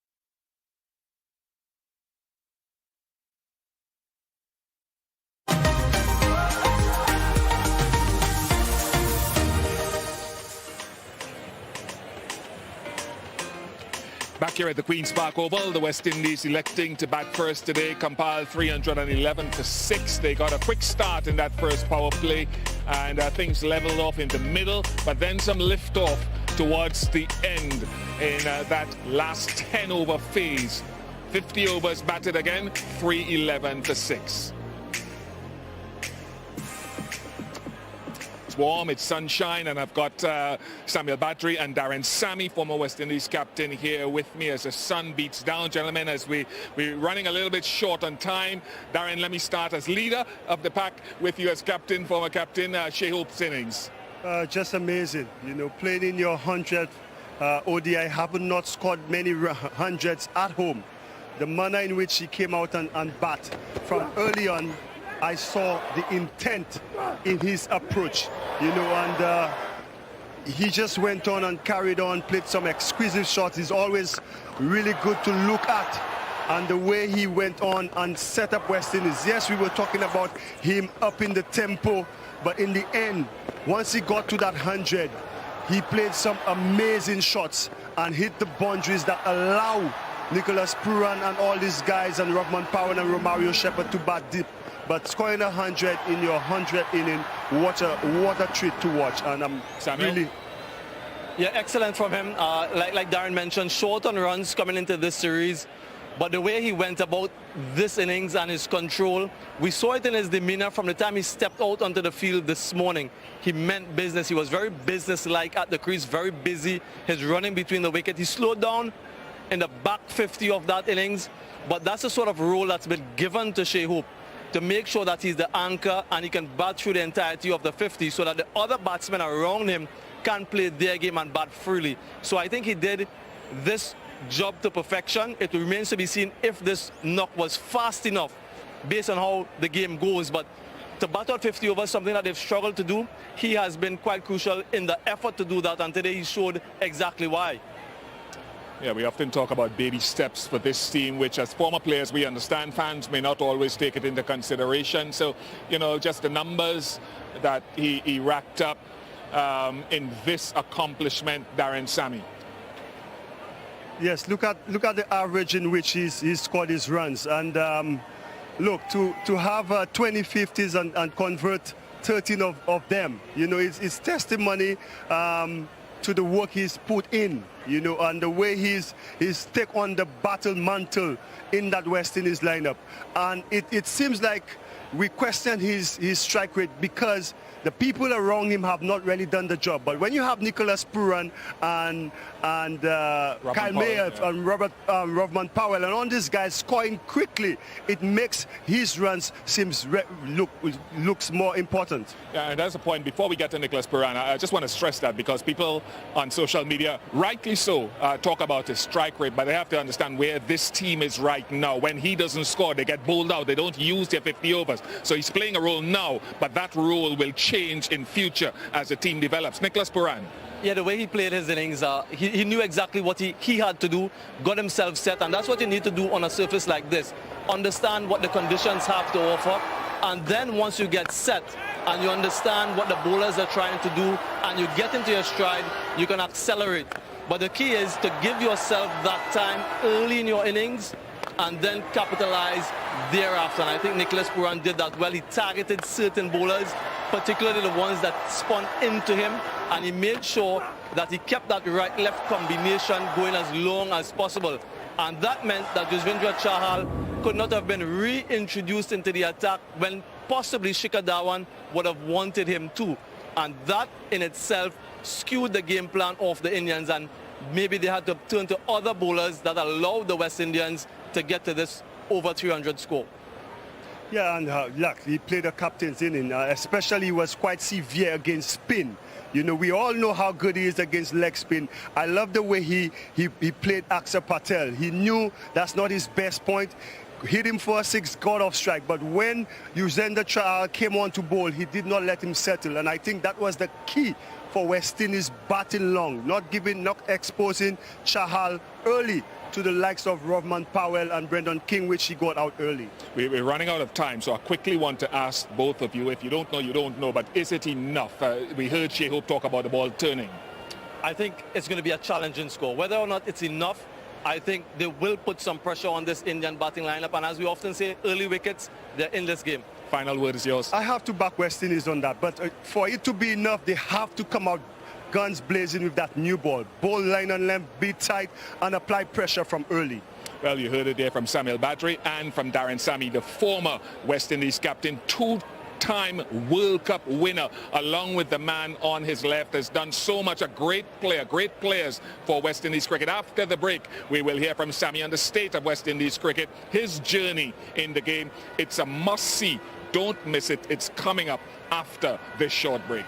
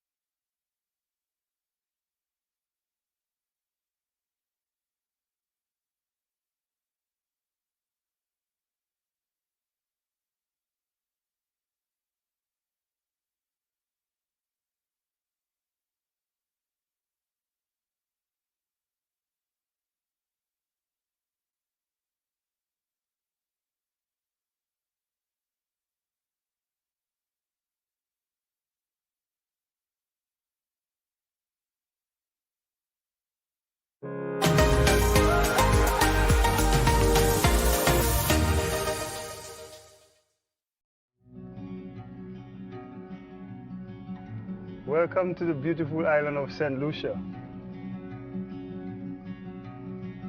You know, people tell me why I'm so happy. Now I really understand, because I'm from St. Lucia.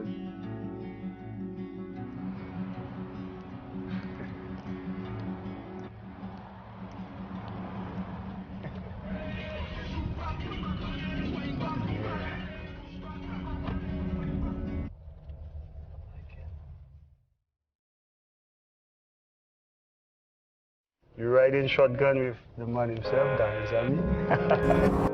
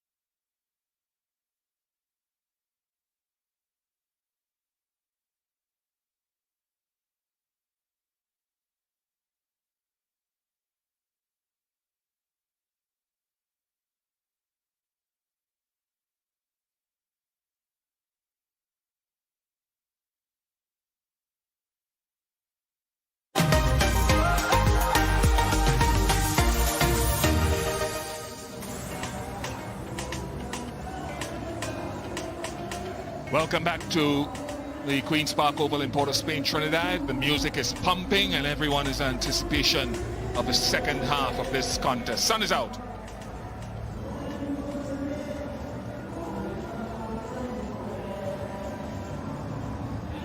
Welcome to you wherever you are in the world, on the subcontinent and beyond, around the Caribbean, especially here in the region.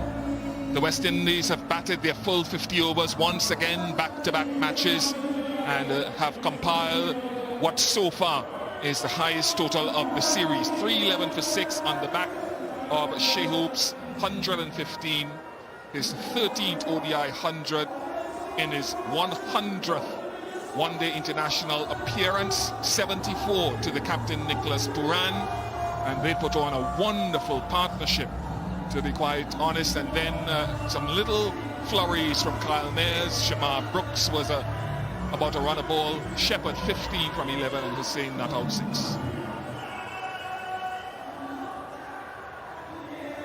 Shardul Thakur with 3 for 54. Avesh Khan was expensive on his ODI debut. Chahal going for 69 off his 9. So another good batting surface here at the Queen's Park Oval. Is it enough? Can the West Indies square the series, or can India close out the series? They're already 1 up. They need 312 to win. Only time will tell.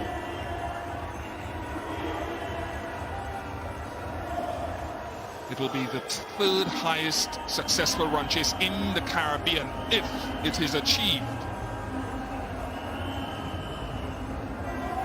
Shubman Gill, who batted so well with Shikhar Dhawan in the first one-day international. They put on 73 in the power play.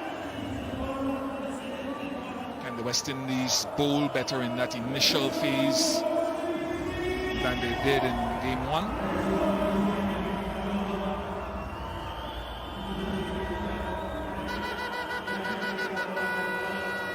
6 times dismissed in the 90s for Shikhar Dhawan in that first game.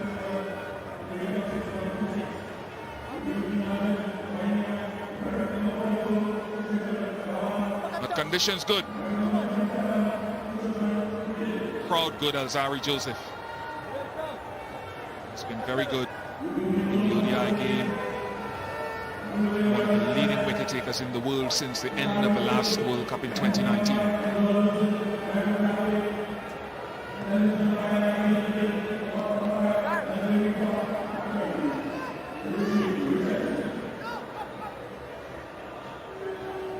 What have the bowling group learned? What have the batsmen learned from their sparring in that first game right at this very venue? Same pitch. Samuel Badri has joined me. How do you see this flowing?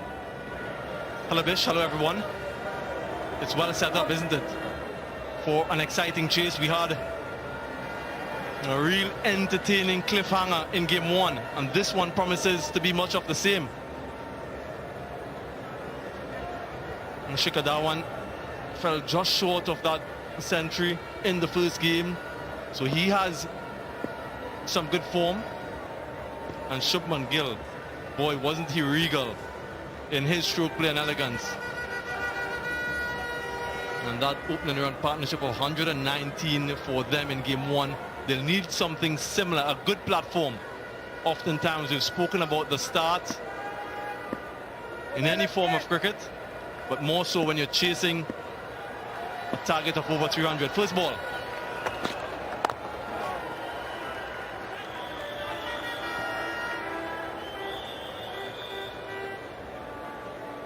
Sorry, Joseph straight away 140 kph. He was a bit expensive in that first spell in game 1. First 3 overs cost him some 25 runs. He was looking for swing and understandably pitching the ball a little bit fuller. Tried a few short deliveries that didn't work on that day.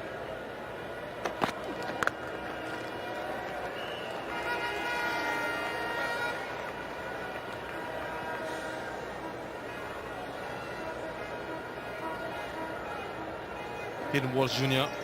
into the team at the expense of the injured Gulekesh Moti. So a bit of a surprise for him, not initially in the squad, but was a reserve, so he has an opportunity. Have to be ready at this level for every opportunity that comes your way. He's going to refer to that man there at short point, went straight to him for that punch from Dhawan that can go in the air. Shamar Brooks. It's a strong area for Shikhar Dhawan, square of the wicket, but it's also at times led to his downfall. You need to get hardship money for feeling that close at point.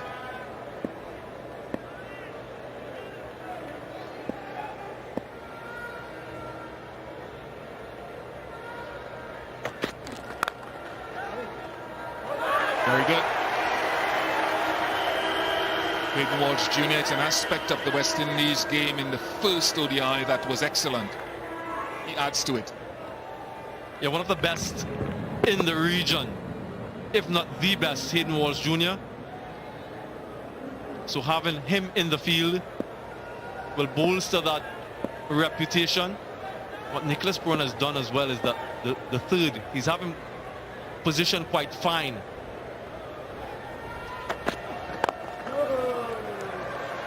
For that short delivery, if Alzari Joseph decides to bowl it, he guides it down to that region in the air. And this has been a contrasting start from Alzari Joseph. 5 dots. Can he finish the over off well?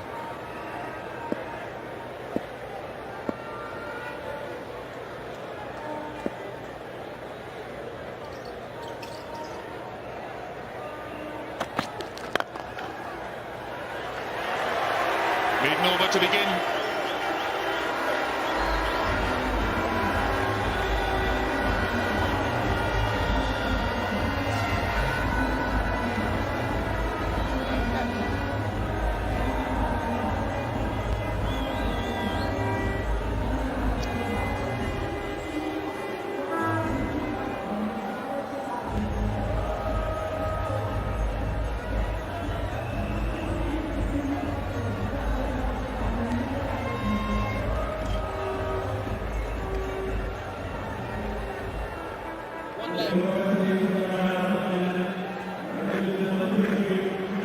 James Seals in the initial stages of his international career. Made his test debut last year.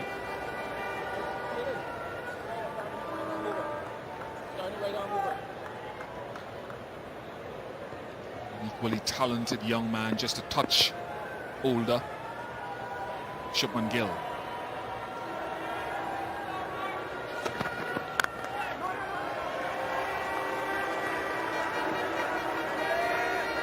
First delivery in that first game, he got off the mark with a glorious drive. So fluent through the offside, Shubman Gill. Nicholas Pooran and his bowlers would have identified that, and I'm sure sitting and planning for this game. We'll talk about the lines and the lengths that they want to bowl to him.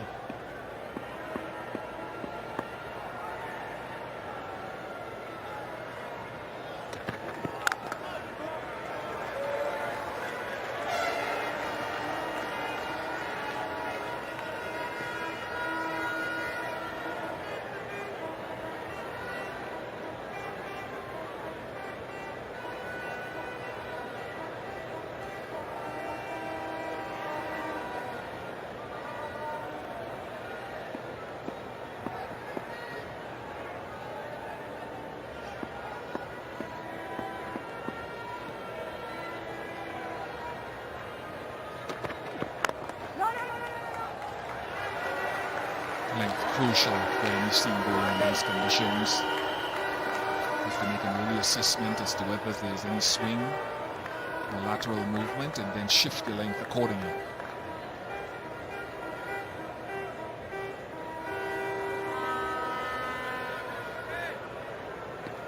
I think if they can ensure that this first power play is a quiet one from India, And just send up that required rate through the middle overs. Will put them under some pressure. Good running. Hallmark of that first game with these two. Excellent runners between the wicket. India off the mark.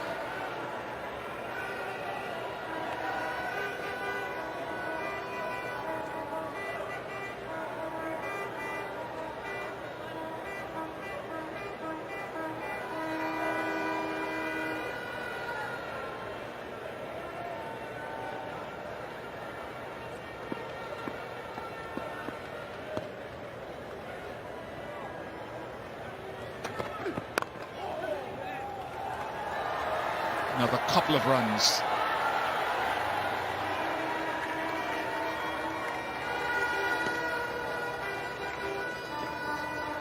But you can see already the concerted effort to bowl that straighter line to Shubman Gill. That brings about a change in the field, so the slip goes to backward square.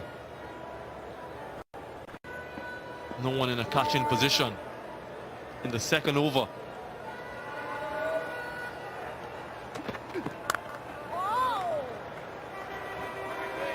Good from Seals, 4 without loss.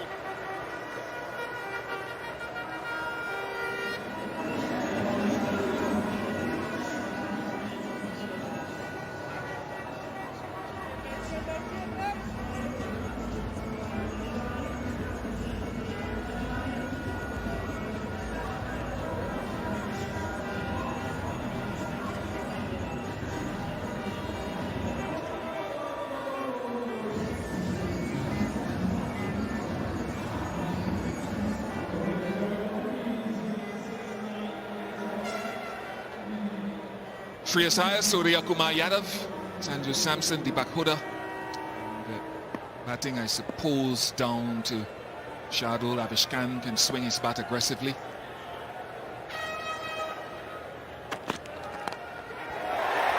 Fine third man will save it and will restrict it to 1. Carl Mears is the man at slip. I guess they're just a genuine edge from Shikhar Dhawan. Only the solitary slip means that it's well wide of him. But that fine third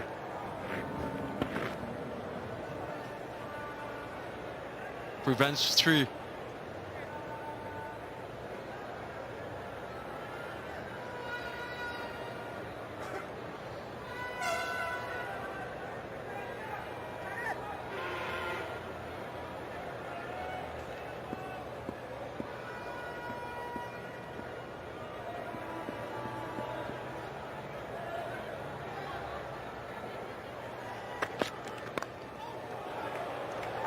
Yeah, it might have been a good ball to the left-handed Shikhar Dhawan. But that is sometimes a challenge of turning the strike over from left to right-hander. You're just marginally off in terms of the line and helped along its way. Fine leg much wider. And with the pace of Alzari Joseph, just sped away.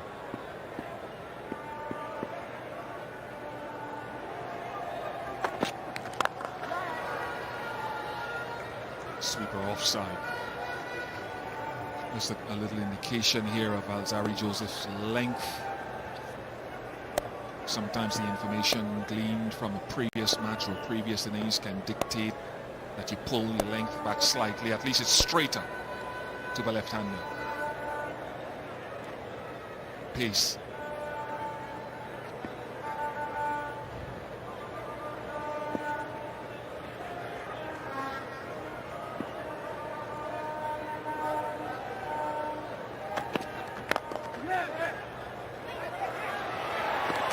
Wonder if that would have been tight had it hit.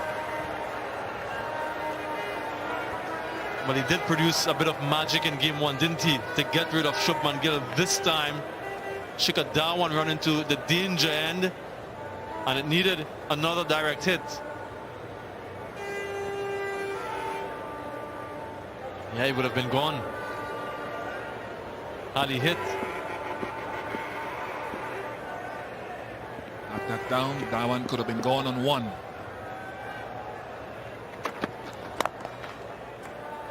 It's a good, interesting field set because we saw Shubman Gill. There was one particular shot he played in the first ODI, punched a good length delivery square.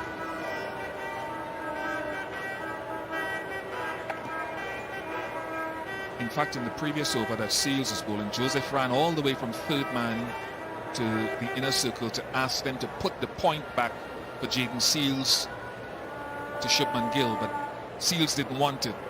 Joseph has got it in himself.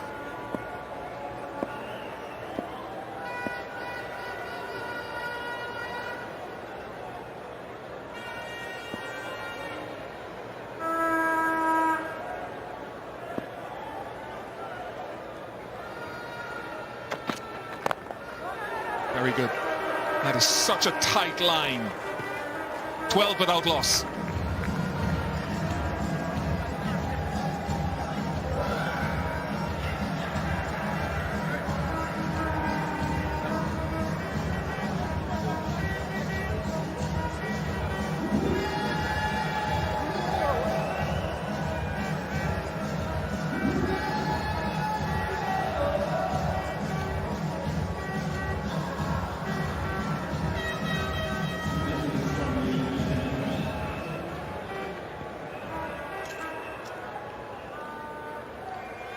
Length here is critical. They've taken the driving length away from Gill so far.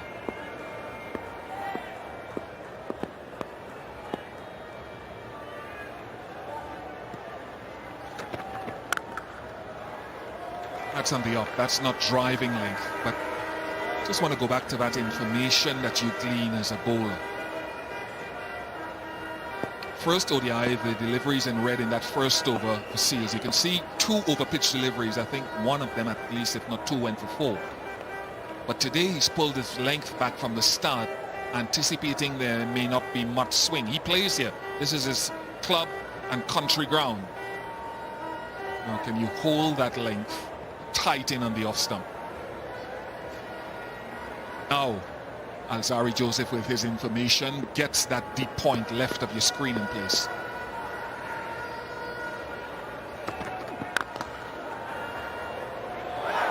Such a wonderful shot. Control, and he, as Gill usually does early, walks down the pitch again. And in so doing, makes the length that he wants. And a supreme stroke from Shubman Gill. So look at that, on the move when he was playing the shot. Really an attractive stroke maker, Shubman Gill.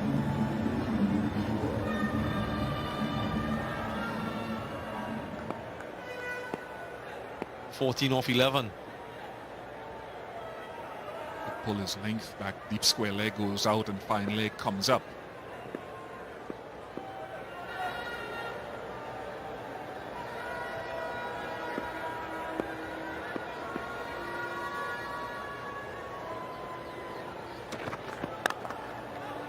Does pull his length back, and that's why they push the deep square leg out. Well done to Carl Mills. Danger with Gill, though, for those that know, is when he scores, he can times go big. I just wonder if Nicholas Pooran can somehow find someone in a catching position. There isn't any slip. An early wicket will be an important strike, an important blow. If these two get set, it'll be difficult to stop them.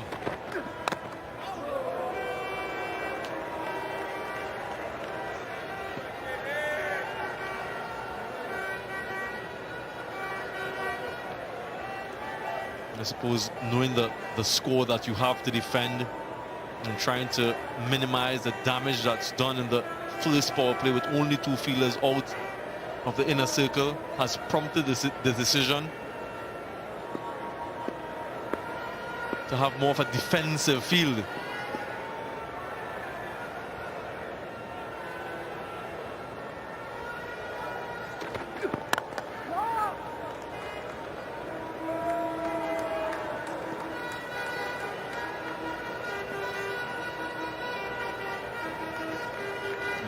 inside where you're going to get your wickets. If there's no swing, when you're bowling wicket to wicket, it's not a bad idea to have a catcher.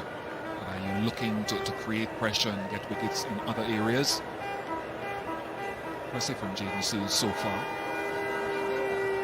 Tough game for a young man at this stage of his career. Yeah, impressive to hold his length. 16 without loss.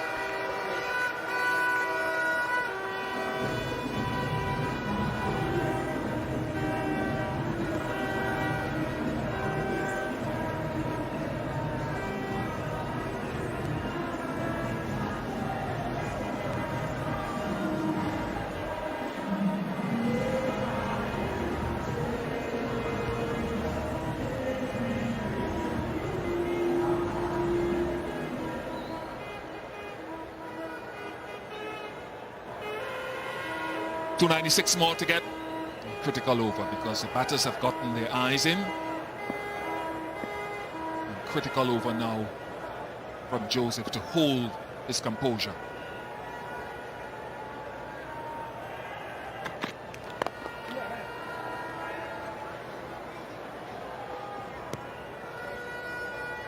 Look at the similarities in approach from these two teams. Shikhar Dhawan maybe play a similar role to that of Shai Hope as the anchor. Shubman Gill given more latitude to be aggressive and attacking.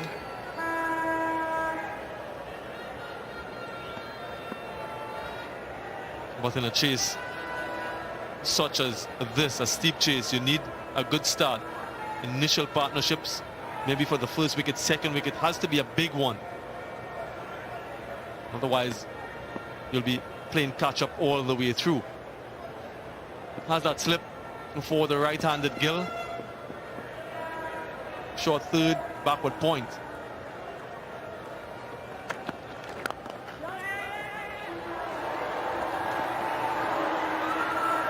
Couple of runs. Well, it should have been a couple of runs. Hoping that Shikhar Dhawan saw that throw offline because he didn't attempt to slide his bat in.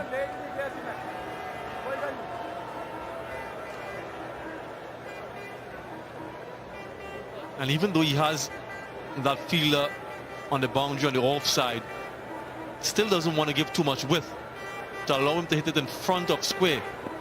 So the line, even with the protection, still has to be quite tight.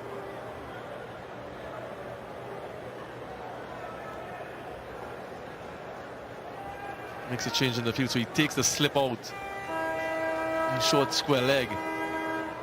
So it has a ring, a more balanced feel. Gives him options to bowl either straight or outside off stump.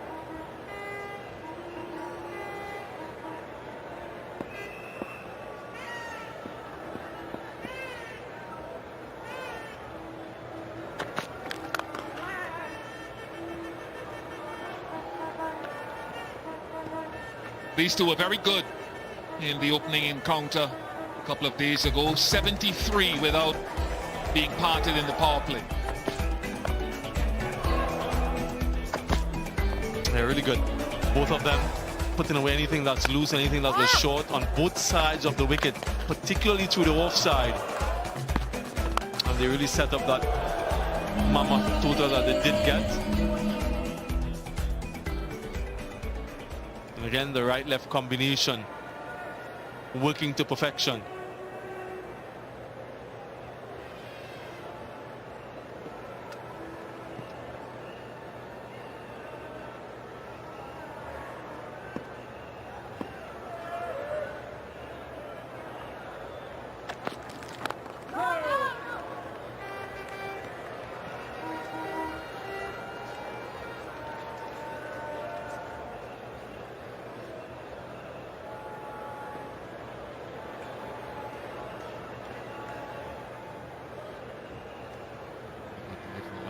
Margin for error is very tight.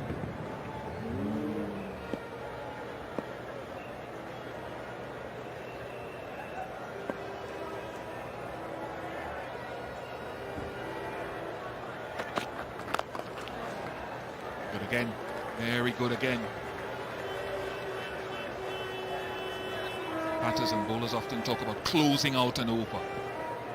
Closing it out well from a bowler's point of view, not giving away a boundary.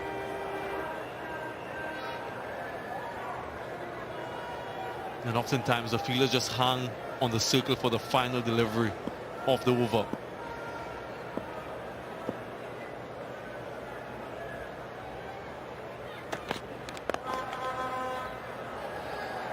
Be a couple.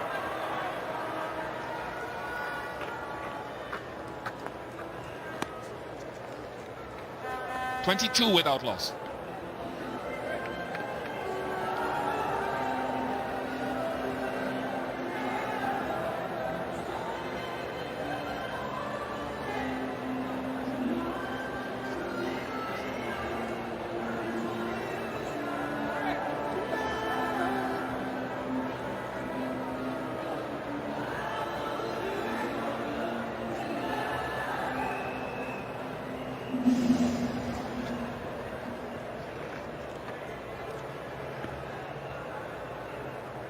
Jaden Seals again.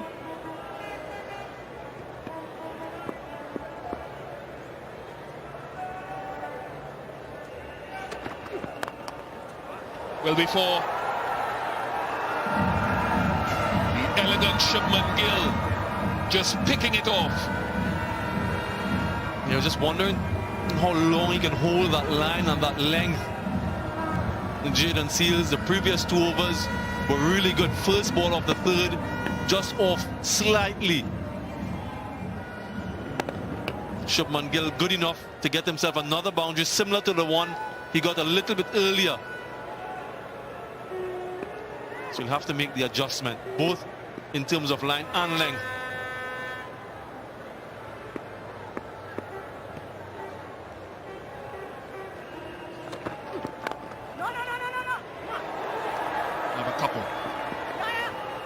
What can the spinners offer on this surface from what we've seen in the first half?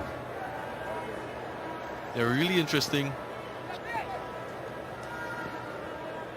part of the game when the spinners do come on. Akil Hussain, one of the leading bowlers in one-day international cricket, certainly for the West Indies.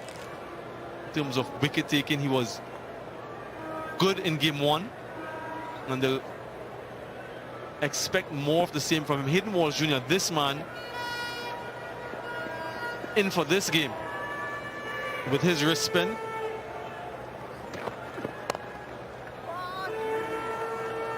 Hasn't had the sort of results that he would have wanted in white ball cricket, Hayden Walsh Jr. So it's an opportunity for him to get back in the reckoning. You would have seen what Yuzvendra Chahal did in terms of his pace and the lines that he bowled. And against this Indian batting lineup that is quite adept against spin bowling, it would be a huge test for him.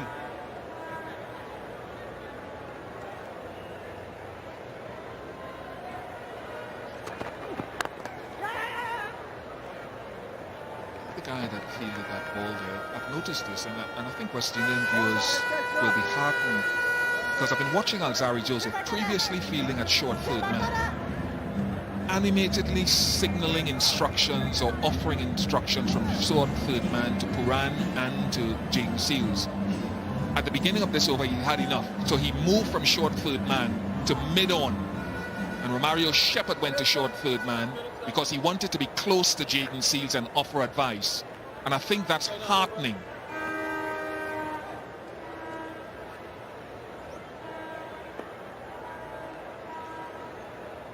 Slip in place, third man and deep square.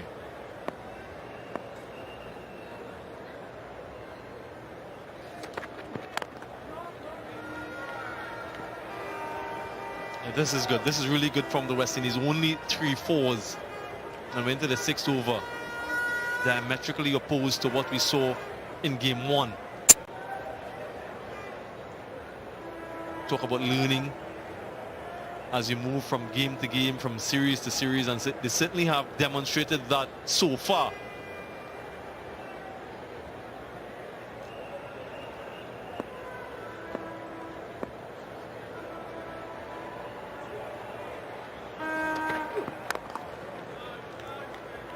Good from Seals, Gill and Dhawan continue to try to set themselves. 29 without loss.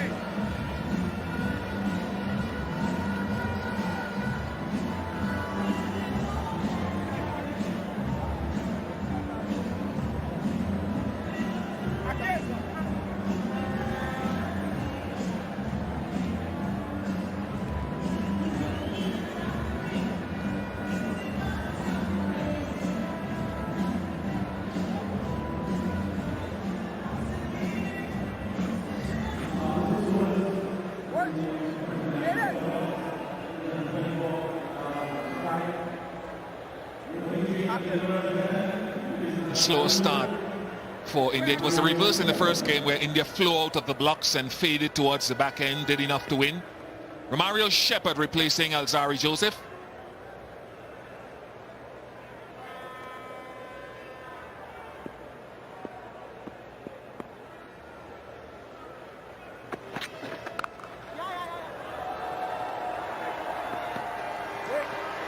Just one.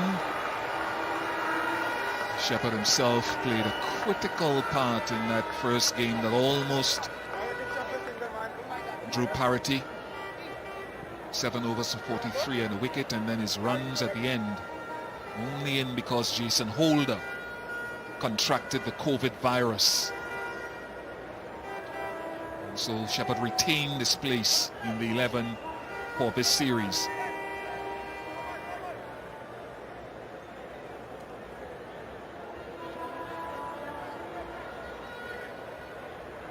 Third man and deep square leg.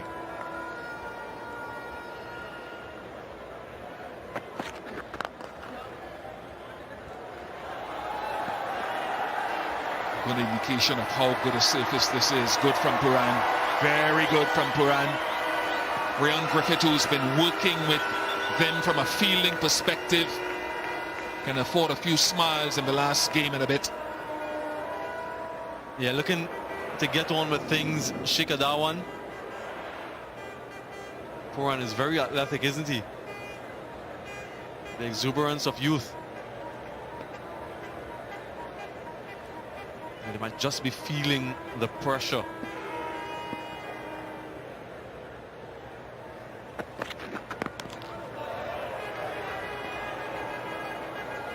One of the things that Shepherd at times has done, and we've spoken about it ad infinitum, is that when he senses batsmen coming, sometimes he'll take pace off the ball, sometimes, not every time. It's one of the things you can bear in mind, even earlier. Change up the pace as much as the length.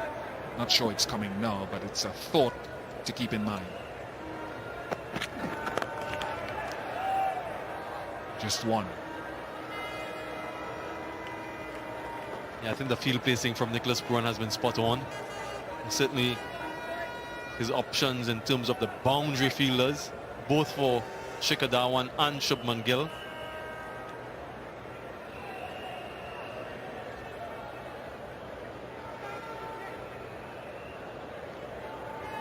And just the 3-4s recorded so far in the innings.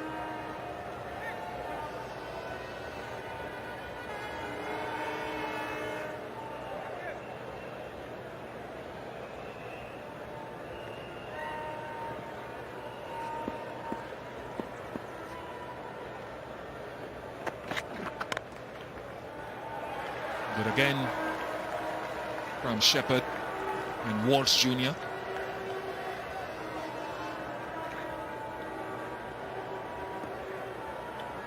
Yeah, because that fielder is on the point boundary, he's trying to get it finer. Backward point and third in the circle. So it's forcing him to try to do something a little bit differently to what he did in game 1.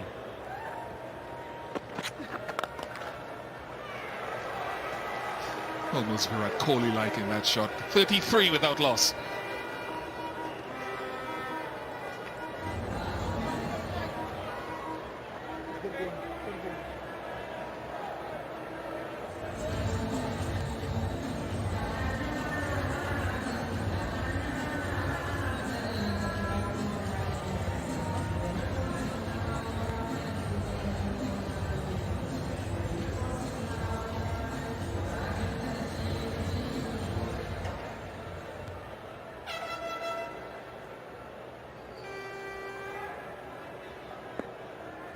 West Indies compiling 311 for 6, courtesy Shai Hope's 115, his 13th ODI 100 and his 100th one-day international.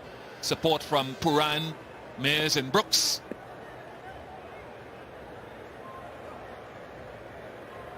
Third man coming up, and the deep point goes back. Deep point, deep square leg, either extreme of your screen.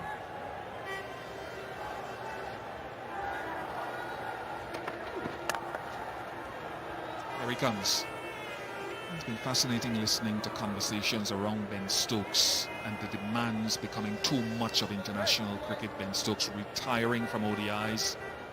Tamim Iqbal previously coming here with Bangladesh, retiring from T20s. Jason Holder getting a break after the IPL. The demands mentally and physically for all format players are becoming increasingly overwhelming.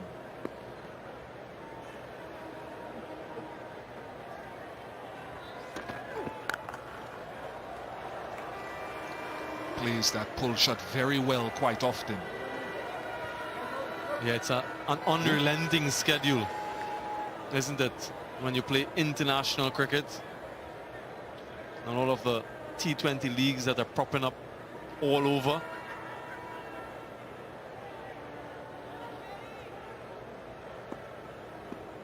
Workload management becomes a topical conversation.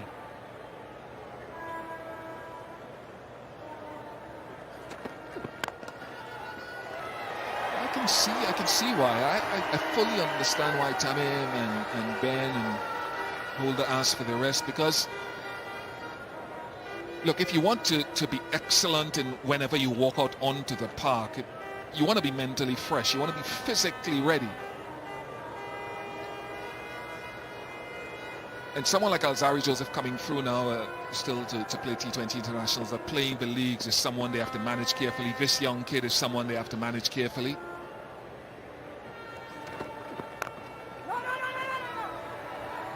And the player themselves have to also be wary. I know there's a disparity in the pay gap around the world. Mitchell Stark has pulled out of several T20 franchise leagues because he wants to focus largely on international cricket.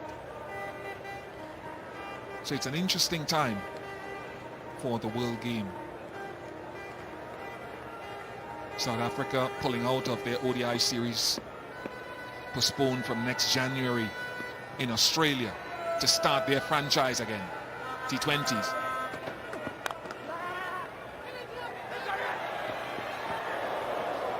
Love to see that again, but good moving from Alzari Joseph and Shubman Gill too, I think. But Joseph certainly moved well. Typical fast bowler. Typical fast bowler, you say, Bish. But he had a shoulder injury, Alzari Joseph. So just wonder how much power he can get from that throw. Would have been close. Yeah, you don't need to move to throw powerfully when you move as quickly as we fast bowlers do.